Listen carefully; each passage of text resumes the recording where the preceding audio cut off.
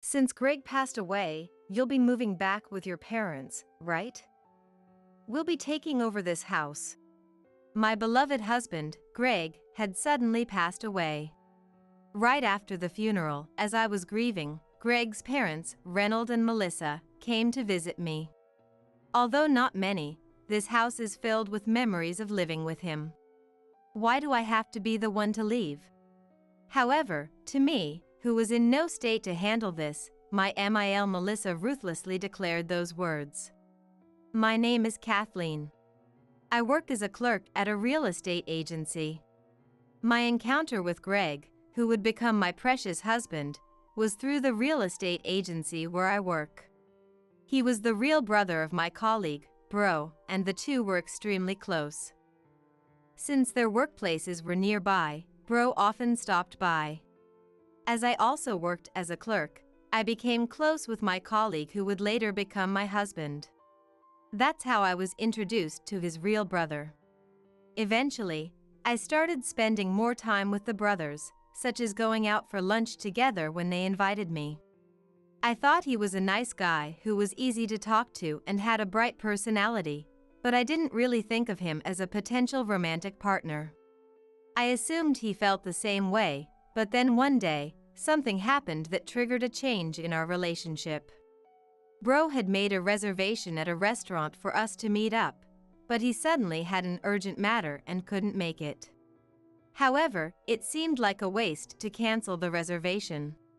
So, for the first time, Greg and I had the opportunity to be alone together. I found out later that the Bro brothers had planned this together, and David had arranged for us to be alone at Bro's request. The food was delicious, and our conversation flowed easily. We quickly became intimate, sharing our upbringings and values. The more I got to know his inner self, the more I was drawn to his warm smile. From that day on, our relationship changed. And it didn't take long for us to get married. It probably wouldn't have happened without David's thoughtfulness.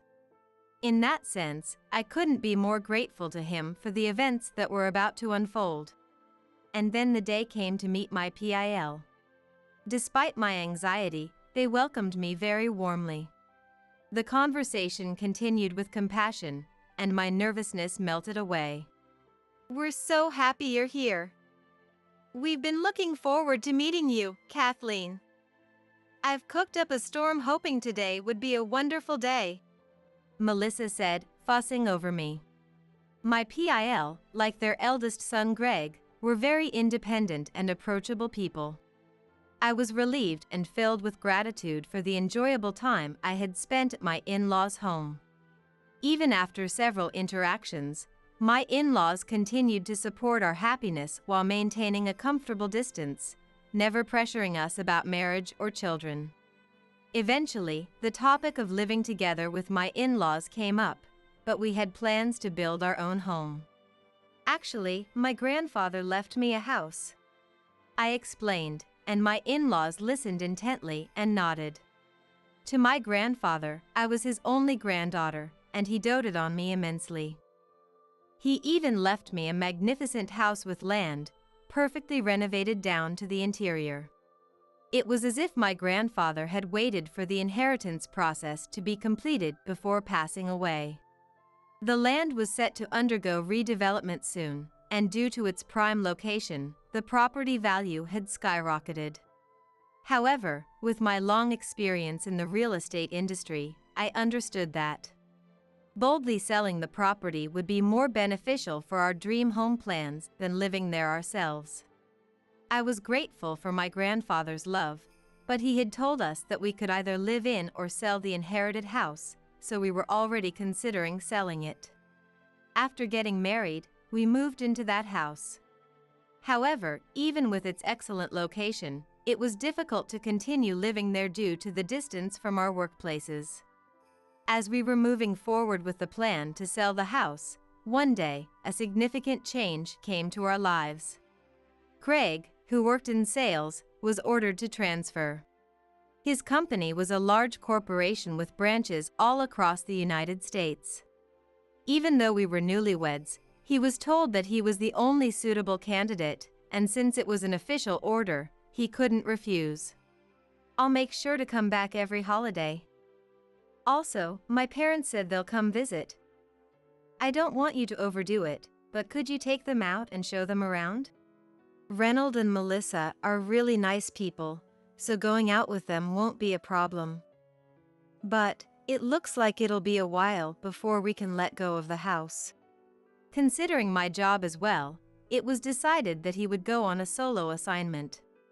It was sudden, but I had to suppress my loneliness and worries and wait for the day we could live together again. Just as Greg had said, during the holidays, my in-laws, especially Melissa, frequently came to visit.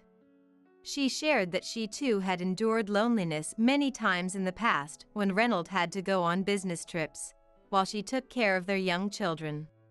Even without children, you can nurture family memories. Let's go out together. Going shopping will lift your spirits. Come on, Kathleen.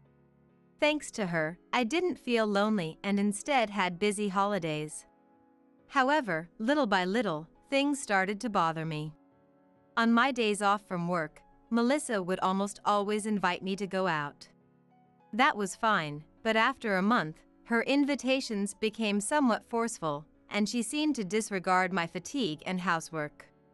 If I said, "I want to rest this week," she would furrow her brows as if I were being selfish. But going out together is fun, isn't it?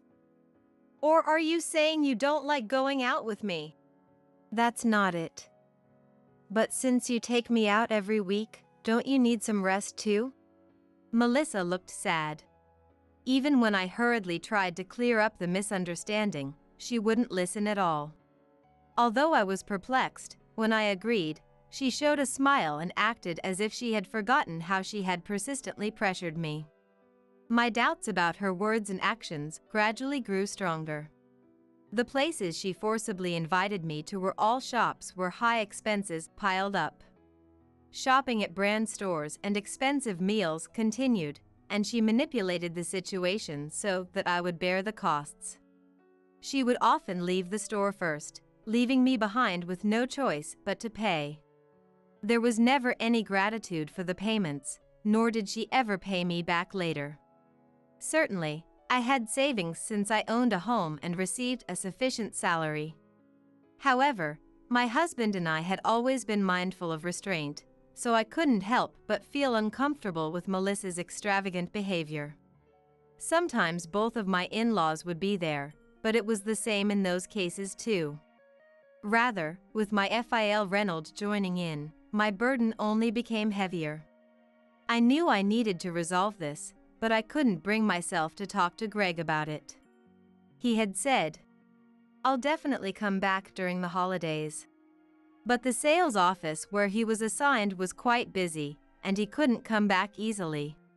"Mom told me you've been going out every week. Are you managing okay? You don't seem worried?" That's right. When I saw Greg's face on our video call, I noticed the dark circles under his eyes and his slightly sunken cheeks. I could tell he was still tired from work. Feeling guilty about bringing up the issue with Melissa, I found myself putting on a brave face. "Melissa has been really good to me. Greg, please take care of yourself too. I'm fine. So, don't worry." While making excuses to Greg, I couldn't refuse to pay for the outings with my in-laws. However, their attitude gradually escalated, and finally, when I insisted, "I can't go out today," they said something like this.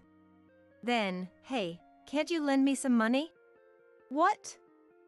You want me to pay?" "Just a little bit, really just a small amount. I already made a reservation at the restaurant. I'll take some other friends instead, so can you cover the amount I don't have on me?" I wanted to refuse, but if I did, the situation would become complicated and unmanageable.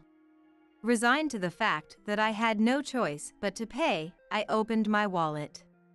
However, I never showed this kind of attitude in front of Greg. When I subtly probed Melissa, saying, Why don't you try asking Greg? I was surprised when she replied. Asking him would be shameful. She thought it was embarrassing to ask her eldest son, so she figured she could just ask his wife instead. I had long given up on her, and it had become a daily occurrence for her to demand money from me.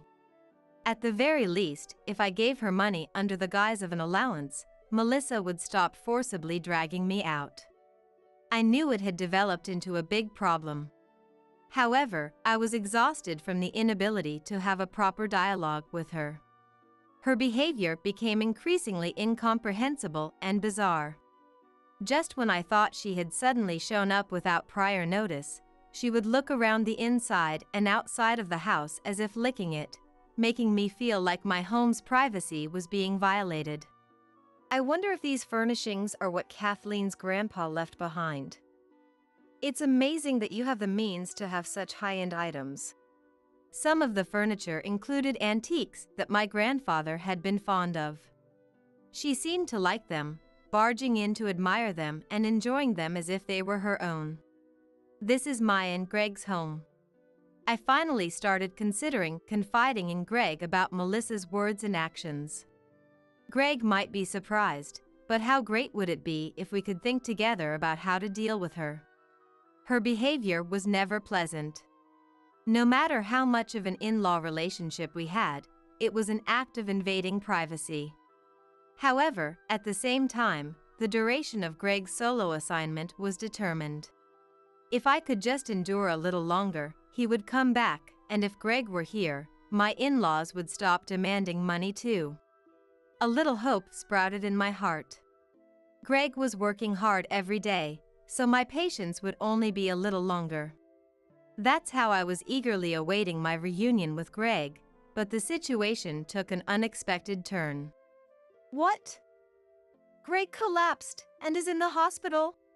My mind went blank. The person who contacted me was a colleague from his assignment location, and I hurriedly headed to the hospital. Perhaps due to the heavy workload, he had suddenly suffered a heart attack.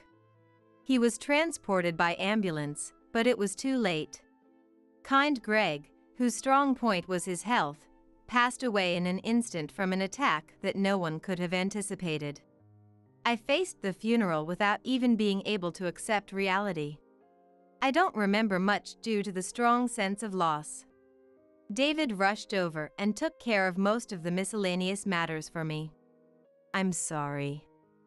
You just lost bro too, and you're helping me so much. It's only natural for me to help with bro's funeral. More importantly, is everything okay with the land? Are the preparations for the house complete? Around the end of the funeral, David and I talked extensively while cleaning up. I nodded to that and answered, "Perfect." And a few days after Greg's funeral, my PAL came to visit the house together. However, it was glaringly obvious that they hadn't come to console me. Although it was sudden and unfortunate about our son, you'll be fine because we're here. Don't worry. For some reason, her face was smiling in an eerie way. Even more astonishingly, she had arranged for a truck, and it was packed full of luggage like furniture from my in-laws' home. I was so surprised and confused that I couldn't even speak. No matter how you looked at it, this was a move-in. Melissa and the others were trying to move in without any consultation. What was making them do this? But the answer was clear. Could it be that you're after our land? I put into words the concern that had been in my heart all along, even as I was confused. She showed a cold smile. The property value has skyrocketed quite a bit. I've had my eye on this house for a long time. I mean, the only reason you were able to marry my son was because of this inheritance, right? I allowed the marriage because you were the one who inherited it. Filled with despair, I lost my words. You mean you and Melissa are going to live with me? What? What kind of stupid thing are you saying? When I asked that while still confused, she raised her eyebrows. Greg's death was an unexpected event, but Actually, even if it hadn't been, Melissa had planned to get her hands on this house. My in-laws were trying to kick me out and take over this property. And they seemed to have assumed on their own that I would leave this house. Since our son died too, you'll be going back to your parents' place, right? This house will be sad if it's empty, so we'll live in it for you. That's why I'm telling you not to worry. Her face changed into a distorted, eerie smile. Even as I felt fear, I pointed out her mistake. But this house has already been sold. I held back from laughing at Melissa's misunderstanding, but I couldn't hide my half-smiling expression. In contrast, Melissa froze, saying, "What?" Just then, a moving company truck from a completely different company arrived.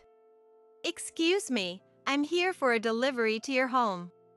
Perhaps because a truck from a competing company was parked there, a burly mover got out and called out to us to confirm.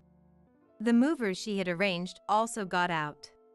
They probably realized something was off since they couldn't start working and a different truck had arrived. They sought an explanation from my in-laws, but the two of them were flustered and incoherent. There was no point in all of us arguing like this. Seeing my flustered in-laws, I finally began to regain my composure. After that, I gave precise instructions to have the trucks moved. This house already has a buyer, and the contract has been finalized. A new family is moving in, so we can't bring these people's belongings into someone else's home, right? As the movers were also shocked, a luxury car arrived just then. A wealthy-looking couple and their children got out. In fact, this property was no longer mine. They were the new owners. My in-laws became even more confused, seemingly unable to understand what was happening. "Please move the trucks quickly. The new residents can't start their work." Somehow, I managed to get the trucks on Melissa's side to leave, and the movers immediately got to work, carrying brand new furniture in the planned order. Melissa and the others couldn't accept it and started persistently pestering me at the front door. The husband, who was the buyer, had his family take refuge in the car and rushed over here, demanding an explanation, starting yet another commotion. "Who are you people?" "My family bought this place." "Have the trucks leave quickly too." I never thought my in-laws would come, so I apologized profusely and somehow got them to calm down. But Melissa and the others wouldn't leave. They actually pushed past us and charged into the house. However, naturally, the inside of the house had also completely changed from what the two of them knew. None of the furniture my husband and I had used remained. Melissa was shocked by the sight and started making a scene, going crazy. "What is this? The house is empty. That antique furniture and lighting, they were my favorites. What's going on?" She was outraged, unable to understand what was happening. When the residents finally shouted, "We're calling the police!" Reynolds, who had been in a panic, ran as if jolted and dragged Melissa away to retreat. Once they were a little away from the scene, even the heated-up Melissa became somewhat dazed and quiet. For the time being, I prioritized apologizing to the residents. They said there was no guarantee that problems wouldn't arise in the future, and by taking down my in-laws' names and addresses, I was somehow released. Although I was feeling intense fatigue, I still had to explain to my in-laws. I returned to the two of them and calmly informed them that the move had been completed a few days before Greg's passing. "This house was originally planned to be sold along with the land, so it's according to the initial plan." Greg's solo assignment had put a stop to it once, but there was a certain background to why things could progress so smoothly. The one who supported our decision was David. I was perplexed by the change in my in-laws, who had even started asking for money, but I couldn't confide in Greg because I didn't want him to worry, so I continued to spend my days feeling down. David was the one who noticed and saved me. He said he didn't get along well with my in-laws' home and offered to help if I had any troubles. Not wanting to ruin my relationship with my husband or my in-laws, I trusted David, who promised not to tell anyone, and decided to consult him about everything. Upon hearing my story, he became furious with my in-laws. As Greg's younger brother and my colleague, he understood my in-laws' schemes well. And for David, his bro Greg was his only family. He said that I, as Greg's wife, was like family too. I think our parents will eventually try to live together in that house or conveniently kick you two out and make it their own. According to David, both of my in-laws had high-class thinking to the point of being ignorant of the world. They were pretentious and didn't hesitate to use any means necessary. Especially Melissa, who was terribly selfish. While she pretended to be a lovely lady when she was keeping up appearances, she was actually a nasty person who only thought about her own convenience. Because they were blood-related family, the episodes about my in-laws that David shared were all intense. Since they put on a front in front of their eldest son, who was the successor, Greg probably never had to see this side of his parents. Anyway, when it was suggested that I should sell the land early to avoid having it taken by my in-laws, I agreed with David's opinion and decided to proceed with the sale. No matter how precious it was, having been left by my dear grandfather, I wanted to avoid this house becoming an obstacle for my husband and me. Rather, it was because it was precious that I didn't want to leave any roots of trouble. Of course, I didn't decide on my own. I discussed it with Greg while he was still alive and got his consent. At that time, he learned about all of his parents' actions. I really didn't want to tell him, but I couldn't complete the sale all by myself. However, he properly understood my feelings of not being able to consult him, and on top of that, he declared that he couldn't forgive his parents' actions. I'm sorry I didn't notice. If it's okay with you, Kathleen, let's complete the sale before my parents make a move. I'm sorry, even though it's the precious house you inherited from Grandpa. No, he would agree that we should let it go if it's going to cause trouble. I decided to sell the land to protect my future with Greg, not my relationship with my in-laws.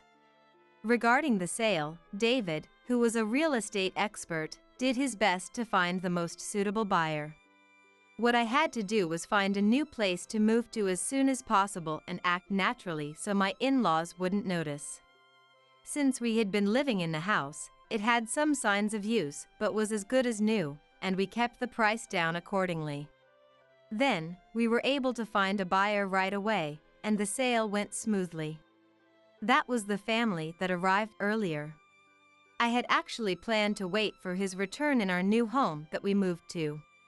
Greg was also happy about the sale, so that's the only thing I regret. The movers start bringing in the furniture. Disregarding my expelled in-laws, the moving work steadily progressed. My in-laws didn't make a fuss and just watched in a daze, but they couldn't stay like that forever. The moving company that my in-laws had hired came demanding an explanation, looking angry.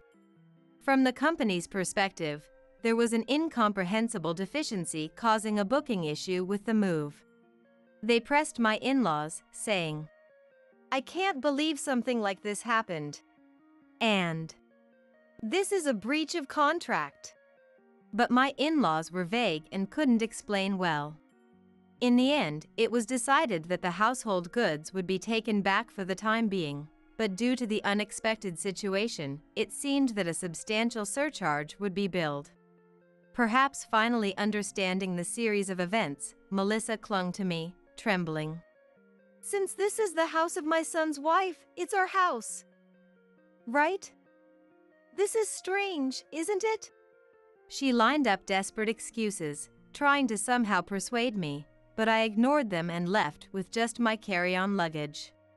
The land already belonged to the new family and wasn't even mine anymore, so there was nothing I needed to answer for. Things went smoothly even after Greg's funeral. I did come face to face with my in-laws, and they seemed to want to say something to me about the house, but in the end, they couldn't say it and hid before leaving. I no longer had any obligation to fulfill toward my in-laws either, so since I had no business with them, I hardly spoke to them at all. I spent my days peacefully without incident. In the new house. In the small house where my husband and I were supposed to restart, I faced the sadness of losing Greg. I had a large amount of savings from the sale, but now that Greg was gone, the plan to build our own home had vanished. As I returned to work, I immersed myself in the few memories I had with Greg and took a fresh look at myself to gradually become more positive. On the other hand, my in-laws, especially Melissa, must have had a frustrating sense of dissatisfaction building up. I didn't want to be involved with them anymore, so I didn't even let them know the location of my new residence. Unable to interact with me, that seemed to further increase Melissa's dissatisfaction. She had been putting on airs for her eldest son, and she couldn't go to David, with whom she had a bad relationship, at this point. However, the stress of not knowing my whereabouts kept piling up, and eventually, Melissa lost her balance. One late night, she committed the vicious act of spilling gasoline around the sold house. Fortunately, a passing neighbor found it suspicious and immediately restrained her, avoiding any incidents. When the police were notified, it was discovered that she had also prepared old papers and lighters, and she was arrested on suspicion of attempted arson. The husband, who had almost been set on fire, became furious when he realized the culprit was the woman who had barged in on moving day, and he contacted me too, saying he would definitely press charges. I apologized many times, but that was an apology for the terrifying experience of almost being set on fire, and there was nothing I could do about her attempted arson. In the end, Melissa, who was fixated on the house, couldn't avoid being charged. I also apologized repeatedly and somehow gained forgiveness, promising that such a thing would never happen again. She had grown up spoiled, not knowing poverty, and she could get anything she wanted. That's probably why she felt irritated when things didn't go her way, wanting that house, and a distorted jealousy sprouted within her. She grew to resent the house and land, turned to crime, and in the end, she ended up in prison. Reynolds, who was supposed to be her support, had endless fights with Melissa after her arrest, abandoned her, and forcibly finalized their divorce. So even after serving her sentence, her home to return to was completely lost. However, that could be said to be the result of the actions she chose. David was lonely after losing his bro, but he encouraged me, saying, "I can endure it because I have my Sael." My ties with my in-laws were safely cut, but I hadn't lost all my family. I decided in my heart to spend my days peacefully, for the sake of Greg, who was watching over me from heaven. Late at night on a snowy road, my young granddaughter Harper came to our house, carrying an unfamiliar baby on her small back. What on earth was going on? Lost for words. Dad said to go borrow hospital money, Harper told me in a faint voice. In response, "That's impossible," my husband Thomas exclaimed. Ignoring my surprise at his harsh words, Thomas took astonishing action. "My name is Madison. Recently, the stairs have become a real challenge for me, a 63-year-old. Thomas, 65, just retired from work. We talk about wanting to do various things now that it's just the two of us. For starters, to fend off declining strength, I'm thinking of walking every day. Fortunately, we're in a bit of the countryside here, with few cars and people, and the air is fresh. It's the perfect place for a walk. I thought retirement life might be lonely, but it's not really. That's because my daughter Lily's family lives nearby. Lily is 35 and a mom to one child. My granddaughter Harper, just turned into a first grader at 6 years old, is absolutely adorable. Lily's husband Daniel is a bit gruff and seems to avoid our place. But, well, if the family relationship is good, I try not to mind. Lily and her husband have Lily as the breadwinner working hard, with Daniel being a house husband. I'm proud of my daughter, but I worry it might be too much for her. If it were Lily as the housewife, I'd want to help in any way I can, but with Daniel, it's not so easy. Too much meddling might be seen as annoying. And yet, doing nothing and just leaving them be makes me feel uneasy about the right distance. Then, one day, something unsettling happened. Returning from shopping, I found Harper in front of the house unexpectedly. It's not too far for a child to walk from Lily's home to ours, but it's a fair distance. Moreover, Harper was carrying her school backpack. Wearing a backpack too big for her small first-grade self, Harper had come over after school. And it was on a hot day just before the summer break. "Well, Harper, what's wrong?" "Dad said I couldn't go into the house, so I came here." "What?" Confused about what was going on, but seeing Harper's pale face, I quickly let her inside to cool down. Thomas had gone out when I went shopping, so no one was home. I wonder how long she had been here. Harper drank the cold juice I offered her in one go. "Mom is at work, but why did Dad say you couldn't go inside?" "I don't know, but he said it's because he's busy." "Huh? Too busy to let her into her own house?" That's absurd.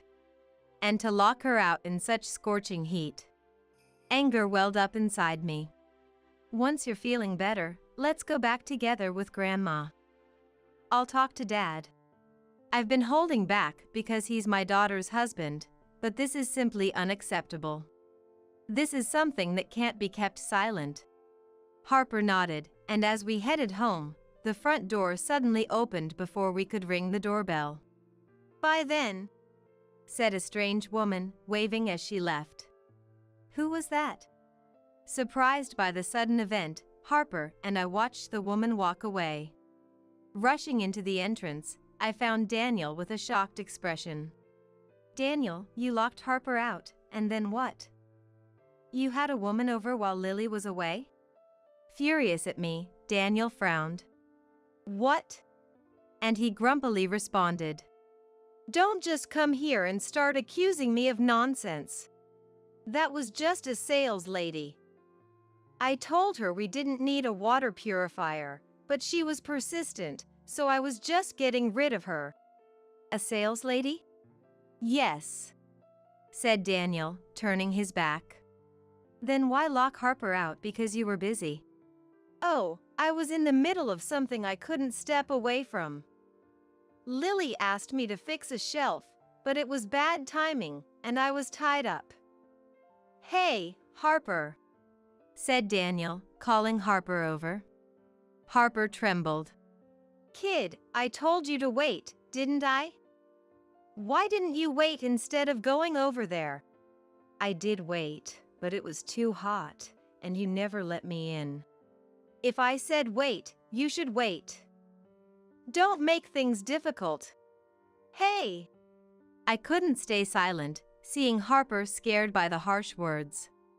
"But don't start with me, Madison. I'm the one raising Harper. I'd appreciate it if you didn't interfere with how we raise our child." He glared at me. Indeed, as a grandmother, I remembered not wanting outsiders to meddle in my parenting. Being told not to interfere by someone with parenting experience left me speechless. "Thank you, Grandma," said Harper, waving goodbye, which made me feel melancholy. My concerns about whether everything was truly okay proved correct. Similar incidents happened repeatedly afterward. I couldn't stay silent and contacted Lily, but Daniel takes care of the house, allowing me to focus on my work. We couldn't live without my job, so I'm grateful to Daniel. I trust him with child rearing, so please don't interfere." She scolded me in response. Taking a leap, I mentioned the woman leaving their house. Why worry? It must have been a salesperson. They target the countryside thinking there are more elderly people around here. They're persistent even though we've said no multiple times. She seemed unconcerned. Yet, a noticeable change occurred in Lily's home. As summer break began, Harper's visits to our house became more frequent. Dad says to stay outside, or he'll skip meals for me. What? It seems that when Lily was away on business trips, Daniel would lock Harper out. It's not feasible to spend every day at a friend's house during summer break. Nor is it realistic to kill time in the park due to the excessive heat. No lunch and no dinner if she disobeys. That's too cruel. I couldn't help but exclaim in anger. I can't stand it anymore. Grandma will talk to Dad and Mom for you. I clenched my fist, ready to lecture them. Please don't. Harper quickly intervened. If you do that, Dad will get in a bad mood again. And Mom is busy with work. It'll just cause more trouble. Could this really be the words of a first grader? To worry so much about their parents' feelings at such an age. It's heartbreaking. I decided to have a serious talk with Lily. But when I tried calling, she was too busy to speak. What to do?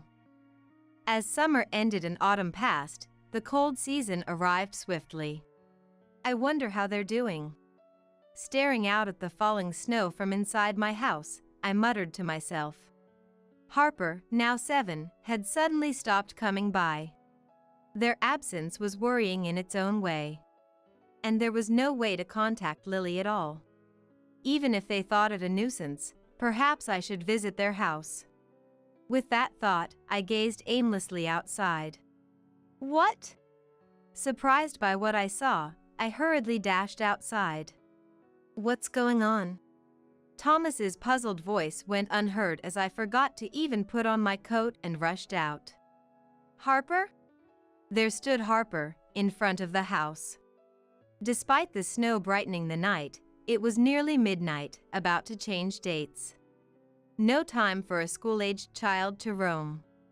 Yet there he stood, shivering in the cold, even with a coat. Could he have walked from their house in this snow? Even in the countryside, it's not like cars never pass by. The thought of slipping on the snowy road was terrifying. What are you doing here at this hour? No, never mind that. Come inside quickly. I reached for Harper's hand, but he shook their head. Harper? I need money. Huh? Please lend me some money. What? At that unexpected request, I was shocked. Then, from his back, the sound of a baby crying. What? Surprise after surprise left me nearly speechless. Hastily checking, I saw a baby, bundled up against the cold, being carried on Harper's back. Wait, a baby? What? Why? I hadn't heard anything about Lily being pregnant. If the baby was being carried, it meant they were at least 4 months old, having grown enough to support their head. But for those 4 months, and even before, there was no sign of Lily being pregnant or giving birth. What's going on? I yelled, forgetting we were outside in the middle of the night. What are you doing? Get inside now. Thomas had come out to see what was happening and scolded us, snapping me out of my panic. Quickly, I brought him and the baby inside. In the warm room, I gave him something warm to drink and made sure the baby wasn't cold. Initially, I need to get back quickly, or Dad will, he said, but after drinking warm milk and feeling the warmth, finally showed a relieved expression. What happened? Tears quickly filled and spilled from his eyes. Dad said we don't have any money, so he told me to borrow some hospital money from Grandma and Grandpa. What do you mean? Hospital money? The baby seems to have a fever. What? Touching the baby's forehead, it was indeed slightly warm. But being a baby, their body temperature is higher, so it's hard to tell for sure. You know, this child is Dad's. Then, Lily's? No, not Mom's child. What? I was utterly confused by the situation. Confused, Harper spoke with a downcast expression. Mom has been coming home late because of important work lately. She's been on a business trip since yesterday, so I'm on my own. I see. Then today, this lady brought over the baby. She's an important client of Dad's, and he told me to take care of the baby because he's busy. He said it's his child, so take good care of it. This was supposed to be a secret. I'm sorry, I'll get scolded if it's found out I told you it's Dad's child. Exhausted from shouting, I let out a defeated sigh. What is going on? So, I told Dad the baby seemed in pain, and he and the lady said to take the baby to the hospital. They're too busy, and they don't have the money, so they told me to borrow it from you. Were you kicked out after saying that? Yeah. Daniel is the worst.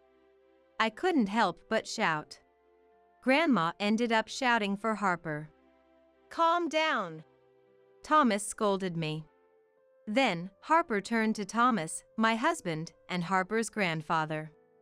Harper finds the usually taciturn Thomas a bit intimidating. Well, he does seem grumpy all the time. But Harper, trying their best, hesitantly asked Thomas, "Grandpa, please, can you lend us the money for the baby's hospital bill?" Tears welling up in their eyes. Thomas, can't you make a kinder face, I thought, but then. That's impossible. He barked. Why speak in such a manner? Unable to hold back any longer, Harper burst into tears. Yet, the baby looks in pain, please. She bravely continued. At this point, it doesn't matter whose child the baby is. Just as I was about to say something to Thomas, thinking we couldn't abandon Harper and the baby. Call a taxi. Thomas spoke up before I could. What? Don't dawdle, do it now. Yes. I hurriedly called a taxi, and following Thomas's instructions, I took them to the pediatric emergency department. I won't lend money, but you, a child, don't need to go to the hospital. An old hand at child rearing like your grandma will take you, so rest assured. And I'm going to prepare a bath now, Harper. You go warm up in the bath, got it? Thomas declared with an authoritative tone. Both Harper and I could only nod in agreement. Upon arrival at the hospital, the baby was seen immediately. The doctor suggested the fever might be due to the cold. We were advised to keep the baby calm and received some medicine for the baby. Since the baby's identity was unknown, we couldn't use health insurance. The doctor was also surprised. We ended up paying a considerable amount. Normally, the cost for a baby's medical consultation and medication would be very low in this area. Is that moron Daniel saying he doesn't even have that? I'll make him pay later. My anger grew even more. By the time we got home, it was already past midnight, and Harper, who had been waiting up with Thomas, had fallen asleep. When I returned with the baby, Harper woke up in a panic. "How's the baby?" she asked. Worrying about others even in such a situation, what a kind child. I couldn't help but tear up. So, Thomas, instead of looking so grumpy, show a smile and reassure them. But, surprisingly, Harper hugged the serious-faced Thomas. Looking on in astonishment, I saw Harper smiling. Grandpa, the baby's okay. That's good, right? You were worried. Fool, why would I worry about someone else's baby? But you were worried. You kept asking if I was cold or hungry, or if you should read me a storybook. You cared a lot. There's no such person like me. Harper innocently reported Thomas's behavior. "Oh, that was you," I said, laughing, which made Thomas look even grumpier, though his cheeks relaxed. The next day, Thomas acted before I could. He first called Lily. "What, Dad? I'm busy at work right now. Come home right now. You idiot," he shouted and hung up the phone. Then he made another call. "What is it, Thomas? Did Harper go to your place okay? How's the baby?" Daniel answered, sounding groggy. To think he could sleep peacefully after sending 2 young children out into the heavy snow in the middle of the night. "Get over here right now, you idiot," he shouted again before hanging up. Right before that, he yelled one more thing. "Bring the woman you're with right now too. Or be prepared for what's coming." Such intensity. I could imagine Daniel turning pale on the other end of the phone. A few hours later, Lily returned from her business trip, wondering what had happened. Daniel arrived almost at the same time as Lily, along with another woman. The 3 of them sat in front of Thomas, who stood with his arms crossed. The woman with Daniel seemed familiar. "Ah, the sales lady from before." Yes, she was the woman who had left the house when Harper was locked out during the summer. "Ah, I think I understand what's going on now." Lily, looking uncomfortable, lifted her face. Dad, what's all this?" "Shut your mouth." Yes. Lily knew when Thomas was angry, he was really angry. And straightened up at his word. Why am I here?" Daniel, still unfamiliar with how intimidating Thomas could be, asked reluctantly. So, Thomas crouched down. "Ah?"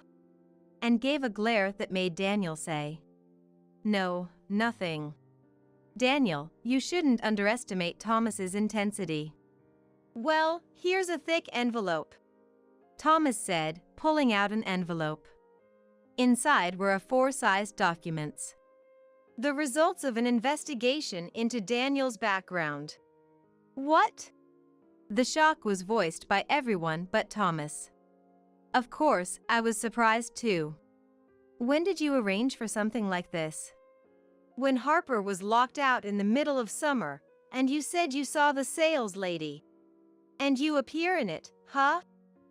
Hernandez? What?" At that, the woman let out a strange noise. "Well, it's obvious, isn't it? You're not a sales lady but Daniel's mistress, right?" "What?" Lily was the one surprised by Thomas's words. Did she really believe this woman was just a sales lady? Too naive. Daniel and the woman named Hernandez looked awkward. "Daniel's living the life, huh? Letting Lily work while he enjoys days of affairs at home. Kicking Harper out and doing who knows what. What are you talking about?" The moment Daniel tried to play dumb, Thomas hit the floor. The floor cracked, and Daniel flinched. "Oops, my bad. Thought I saw a bug," Thomas said, blowing on his fist. But seriously, Thomas, fix the floor later. "Sorry, didn't catch that. So, the woman beside you is your mistress, right? That is, right?" Thomas glared at Daniel with a menacing look. "Yes, she's my mistress." Daniel turned away, sweating profusely. "Huh? You've been making me work while you cheat? Talking about protecting the home and child, and you've protected nothing." Lily stood up in shock and anger. "Sit down for now." Yes. But at Thomas's command, Lily sat down promptly. "Hernandez, you're married too, right?" "What?"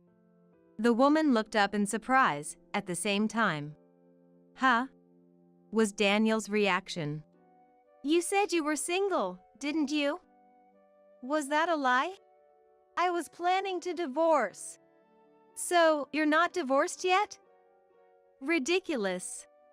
Don't you dare act all high and mighty when you have a wife and child yourself. What a mess. A woman who knew she was dealing with a married man, and a man cheating despite having a family. Just a typical argument between scumbags. Don't tell me the baby isn't mine but your husband's? That is. I knew it was weird. I made sure it couldn't happen. The lowest of discussions was being had. The woman got angry at Daniel's anger. Shut up. Whether I'm married or whose child it is, it's none of your business. It was just a relationship seeking thrills. What did you say? That's enough. We're breaking up. Lily, I'm returning your husband to you. He's no longer my problem. What? Lily was confused by the sudden turn in the conversation. But then Thomas spoke solemnly. As if it ends with no hard feelings, goodbye. Indeed. Lily, what about the compensation? Compensation? Oh, for the divorce? We have plenty of evidence. If you want to claim compensation from both of them, I'll support you. Yes. Of course I will. Lily nodded energetically, finally understanding what she needed to do. What do you mean? Daniel, the only one not catching on, was told by Lily. I'm divorcing you. We'll be claiming compensation from both of you, and I'll also demand child support from Daniel, so be prepared. Huh? Why? I'm breaking up with this woman. There's no need to divorce. The only option for me is to divorce someone who can't understand that. No, wait a minute. I can't start working now. I don't care. Just so you know, housework is a legitimate job, you fool. It ended with Lily's sharp rebuke. So, Daniel and Hernandez hung their heads in shame. As things quieted down, Harper, who had been in another room, peeked out. Is the talk over? It's over. Come here to Mom, Harper. Lily, looking tired, reached out to Harper.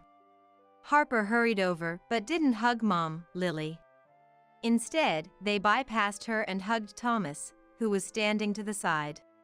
Grandpa, I'm hungry. Is that so? Well, then, let's have Grandpa make something. I want noodle. All right, I'll make some tasty one. Yay! They cheerfully headed to the kitchen, leaving behind this mess. Lily stood, unsure what to do with her extended hand. On the floor. It's not my fault. It's not my fault. Daniel muttered. What will I do if my husband finds out? While Hernandez, also dazed. I chuckled bitterly, hearing the baby cry, and went to tend to the infant, leaving the three behind. Afterward, with the help of a lawyer Thomas knew, Lily successfully divorced. Naturally, Lily retained custody of Harper, and a lump sum for compensation and child support was agreed upon. Daniel clung to her until the end, saying, It's because you were busy with work that I felt lonely. But you're the one who told me to work. Don't joke with me, Lily retorted. Despite claiming to have no money, Daniel's parents apologized and paid on his behalf. They said they would make him repay them over a lifetime, but it's doubtful such a distraught man could work properly. As expected, Daniel became a recluse, eventually kicked out by his family, and went missing, a typical end for him. As for Hernandez, her affair was discovered by her husband, leading to divorce. The baby was taken in by her husband, which is probably better for the child. To think both partners would cheat while on a business trip, with a baby in tow. Daniel and Hernandez? They were truly despicable. As for Lily, after a stern lecture from Thomas, she reflected deeply. I'll face my child properly, she declared firmly, so the future should be okay. But being a single mother will be tough, so she decided to live with us.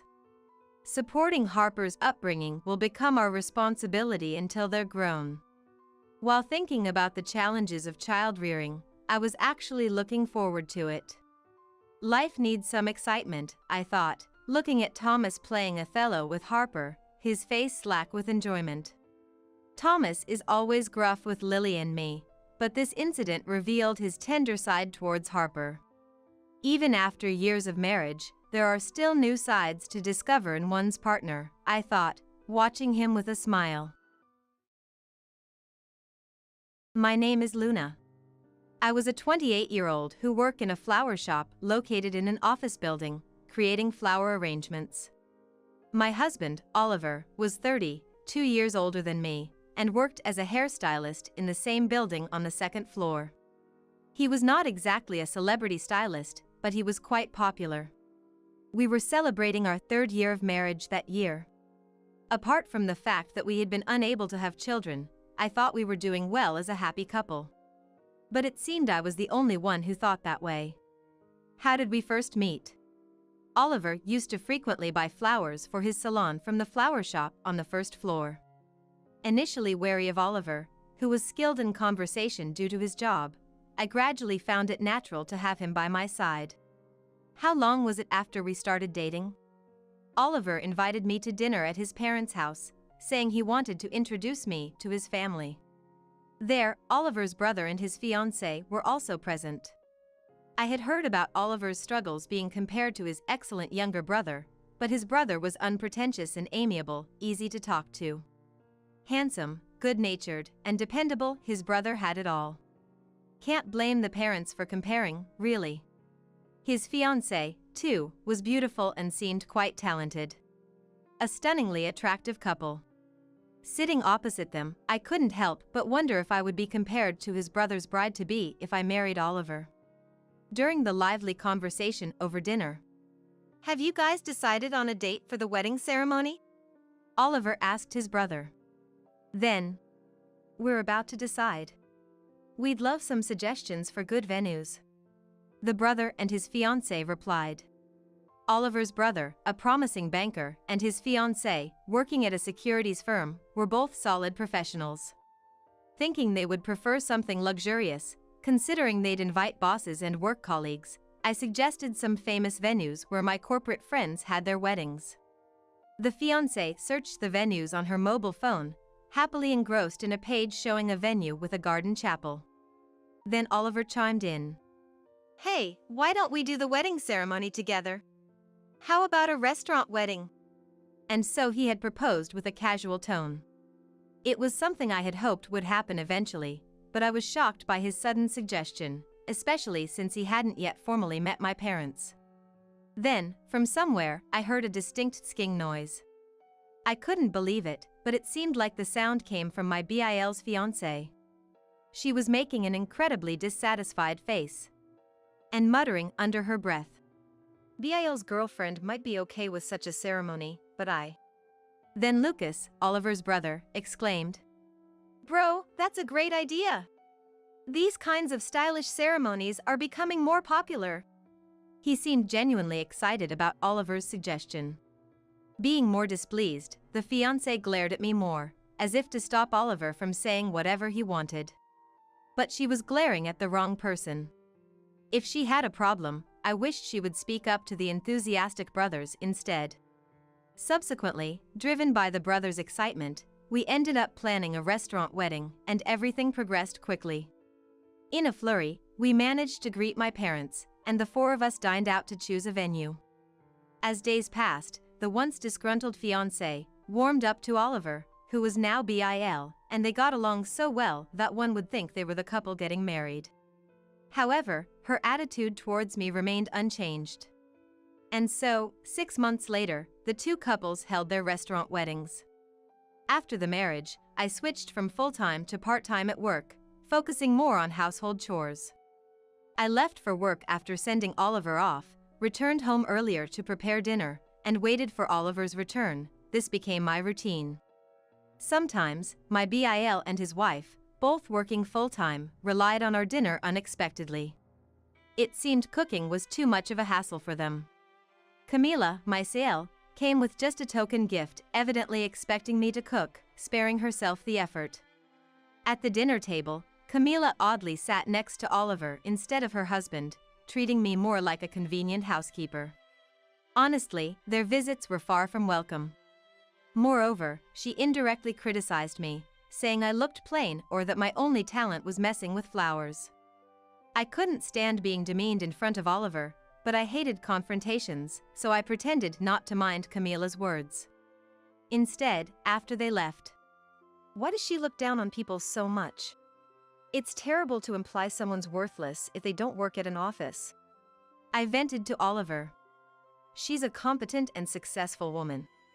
Maybe you're just hearing it that way, Luna. It sounds like you're envious. You shouldn't say things like that. But his response was always defensive of Camila. Oliver, proud of his brother's achievements, seemed unwilling to hear anything negative about his brother's wife. It felt like he was implying I was the problem, listing all of Camila's virtues instead. Recently, my daily life had changed a bit due to Lucas's sudden solo assignment. Camila, too, seems somewhat reluctant to come uninvited to our dinners alone. With fewer visits from her, I was free from her snide comments and had been able to spend my days more peacefully. But now, a different worry had surfaced. For some reason, Oliver had been coming home late at night, day after day, leaving me to have dinner and go to bed alone. It was really worrying that he had been returning home after midnight so frequently. I hoped he didn't fall ill. One morning, as Oliver hurriedly got ready for work. You've been coming home late recently. Are you okay? I'm worried you might wear yourself out. I asked him. Oliver didn't even look at me. No need to worry. It's just a contest. I'm busy preparing for a hair contest. He stammered. I haven't heard anything about a hair contest. Usually, he'd make a big deal about entering a hair contest weeks in advance, but this time, nothing. Isn't that strange? Sensing his haste, I asked. When is this contest? You didn't mention it before. Did you decide to enter suddenly? Without turning face to me, he replied. Yeah, that's right. I overlooked the invitation. I've been busy arranging for a cut model and stuff. He didn't even look at me. Come to think of it, when a contest was near, a really cute cut model used to come to the salon after hours. Is she coming this time too? Is it the same cut model you usually have? I asked nonchalantly.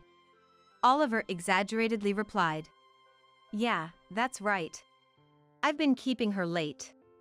Really, I feel so bad about it. His manner of speaking seemed exaggerated. What is this? This feels so forced.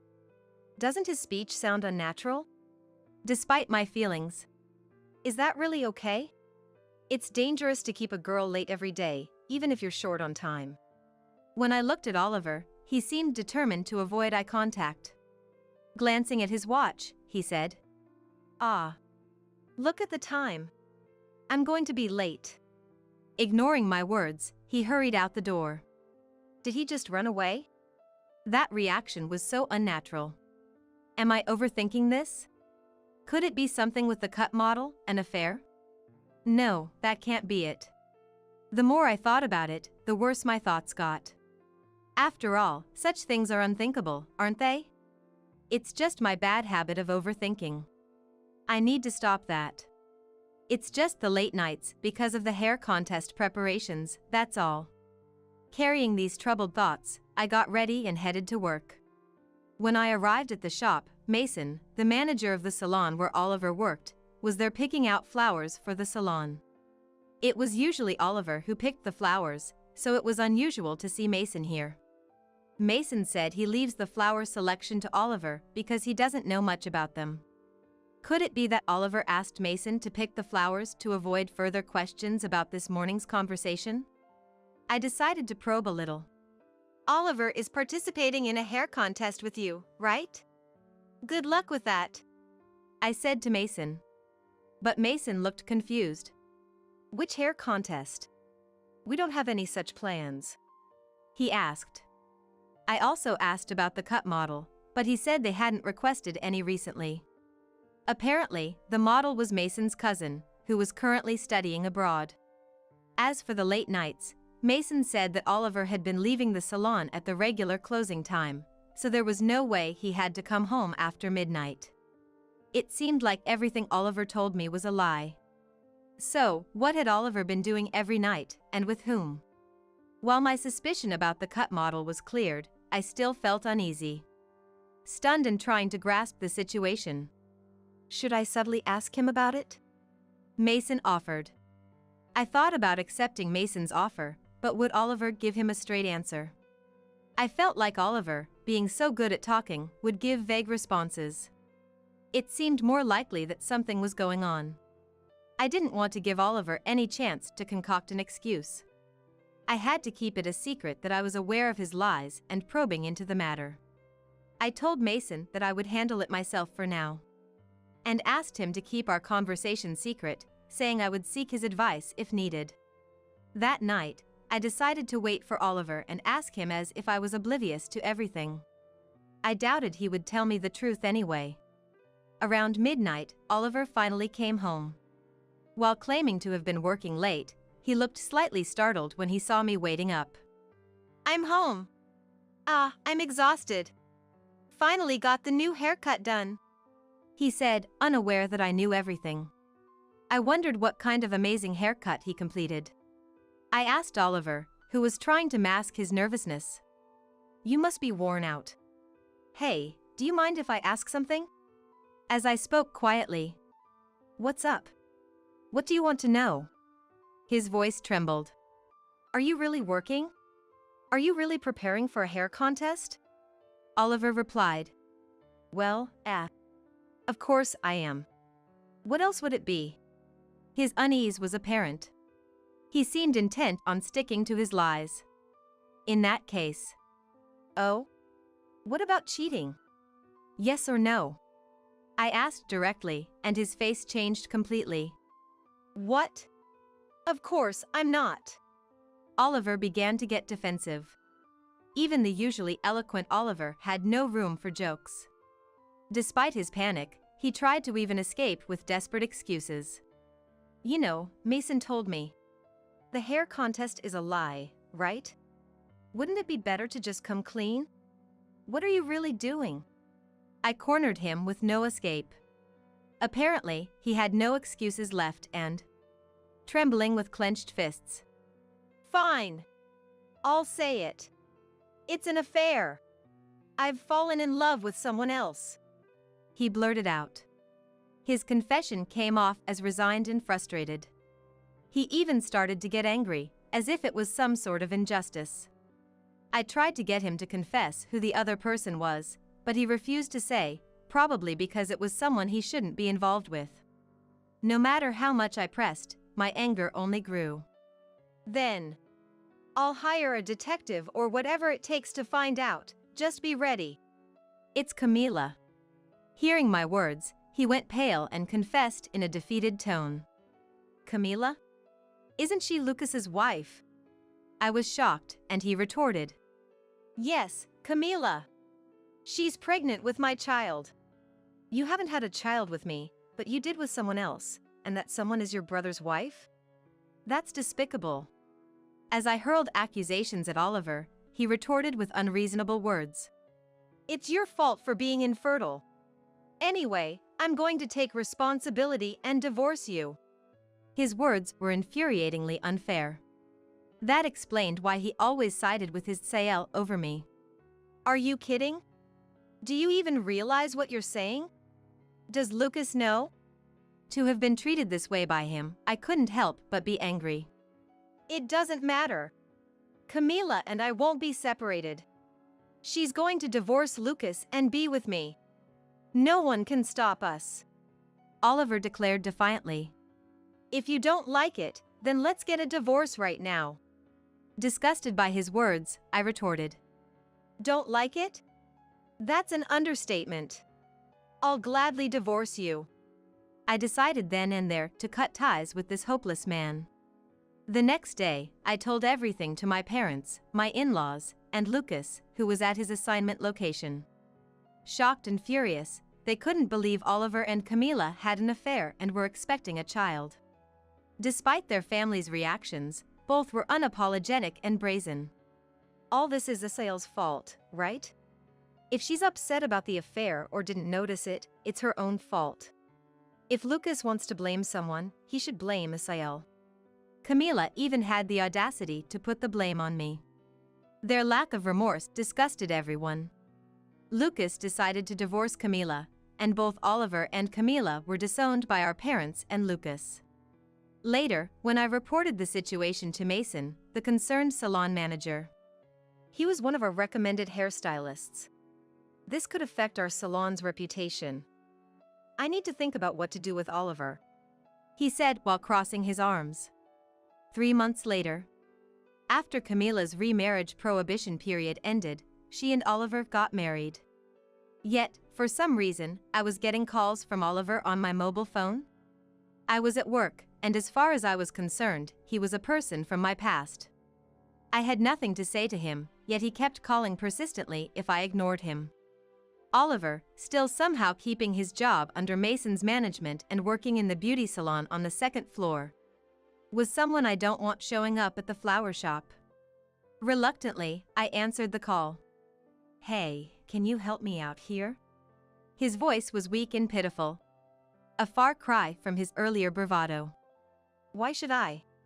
I have no obligation to help you. Can you stop bothering me during work?" As I was about to hang up, "Don't be so cold. Can I come over to talk?" Oliver appeared to really want to talk. Not wanting him to actually come, I decided to listen. It turned out he was in quite a laughable predicament. According to Oliver, on the day they registered their marriage, Camila received a demand for alimony in a divorce lawsuit via a formal notice.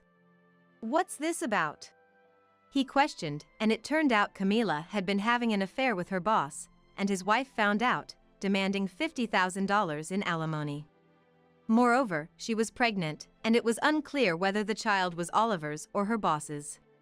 He might end up raising a child that isn't his. "I have no confidence in raising a child that might not be mine. Tell me how to get a divorce." His SOS to me was the last thing I needed. "Just say what you told me," was all the advice I gave. That's it. That was the last call I ever received from Oliver. Nevertheless, both my former sister-in-law and ex-husband were such despicable people. They were both broke after paying us alimony in the divorce suits. Oliver was likely to be fired by Mason now, and with Camila's affair scandal at work, she would probably be fired too, burdened with a hefty debt of $50,000 for alimony. What would they do now? Face bankruptcy? It seemed like a miserable life awaits them, socially and personally obliterated. As for me, I remarried a man who supplies flowers to my shop and am expecting a long-awaited child. I live happily, surrounded by beautiful flowers, a kind and honest husband, and looking forward to holding my lovely child. Despite being called plain, living true to myself is best. I've learned my lesson to stay away from smooth talkers and those who look down on others. No employee by that name works here, I'm afraid. I realized my husband Cody left something behind when he went on a business trip, so I called his office and told his name. To my surprise, they said no such person worked there. What could this mean?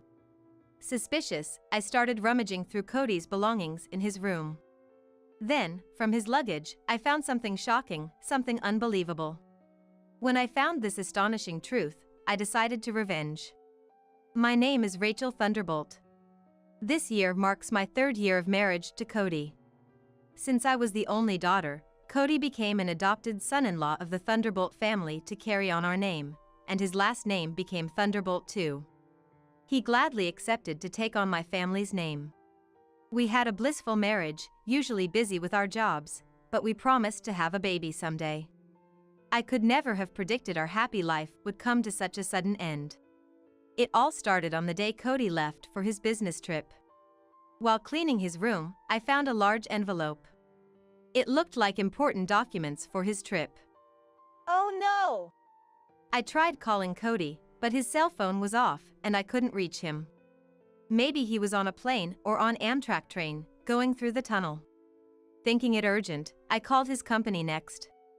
Hello, this is Seven Forest Corporation. I'm Cody Thunderbolt's wife. He forgot something important and I need to contact him right away. Cody Thunderbolt.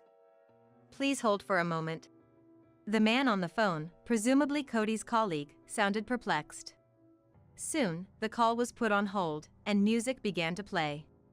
After being on hold for about 3 minutes, the same man returned with an odd word. I'm sorry, but we don't have an employee named Cody Thunderbolt. Are you sure you have the right company? What? But you are Seven Forest Corporation, right? Yes, that's correct, but I was certain it was Cody's workplace. I double-checked the phone number, and it wasn't a common company name. Despite repeatedly confirming the company name and address, they kept insisting they had no employee by that name. All right, thank you. Sorry to bother you. I hung up the phone, utterly confused, but one thing was certain. Cody was lying about something. With a mix of confusion and a desire to find some clue, I searched his room again. And there, in his bag, I found an employee ID card for Seven Forest Corporation. It had his photo on it. He definitely worked there, no doubt about it. But the name written here. It said Cody Harris, a completely different last name. Confused and dizzy, I squatted down. I took a deep breath to calm my mind. Cody had a big secret. Convinced of this, I couldn't just sit still. I went straight to a private investigator to look into his background. Cody's business trip, if his words were right, was for a week. The investigator was skilled, and I got the report before Cody returned. But the content was shocking. To put it bluntly, Rachel Thunderbolt, you're single. What? I don't understand what you mean. Cody has another family. Does that mean he's cheating on me? Well, it's more like you're the other woman. What? According to the investigator, there was no marriage record between me and Cody. He had another family, with whom he was legally married, so they were his real wife and children. Was I not married? What does this mean? It was a shockingly unbelievable fact. After receiving the report from the investigator, I couldn't say anything and rode the bus home, absent-minded. We'll need quite a bit of money for a wedding, huh? I can't afford it right now, but one day we'll definitely have one. I'll work harder so we can also go on a honeymoon.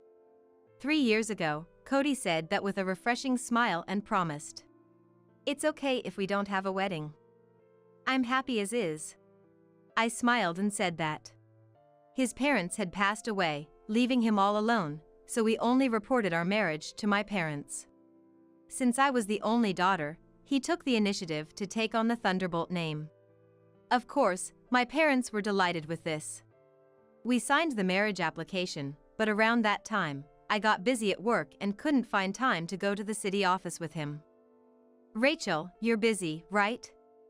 I'll submit it when the time is right. So, I entrusted him with the application, assuming he had submitted it. But in reality, he never did, and so Cody and I were just strangers. We both had different jobs and social insurance, and we kept our finances separate. So, something that should have been apparent from tax documents or something went completely unnoticed. Cody must have known and done it on purpose. I believed we were married and lived as such. Thinking about it made me feel a deep anger rising within me. A week passed, and it was the day Cody returned home. I left work early to wait for him. Cody, we need to talk.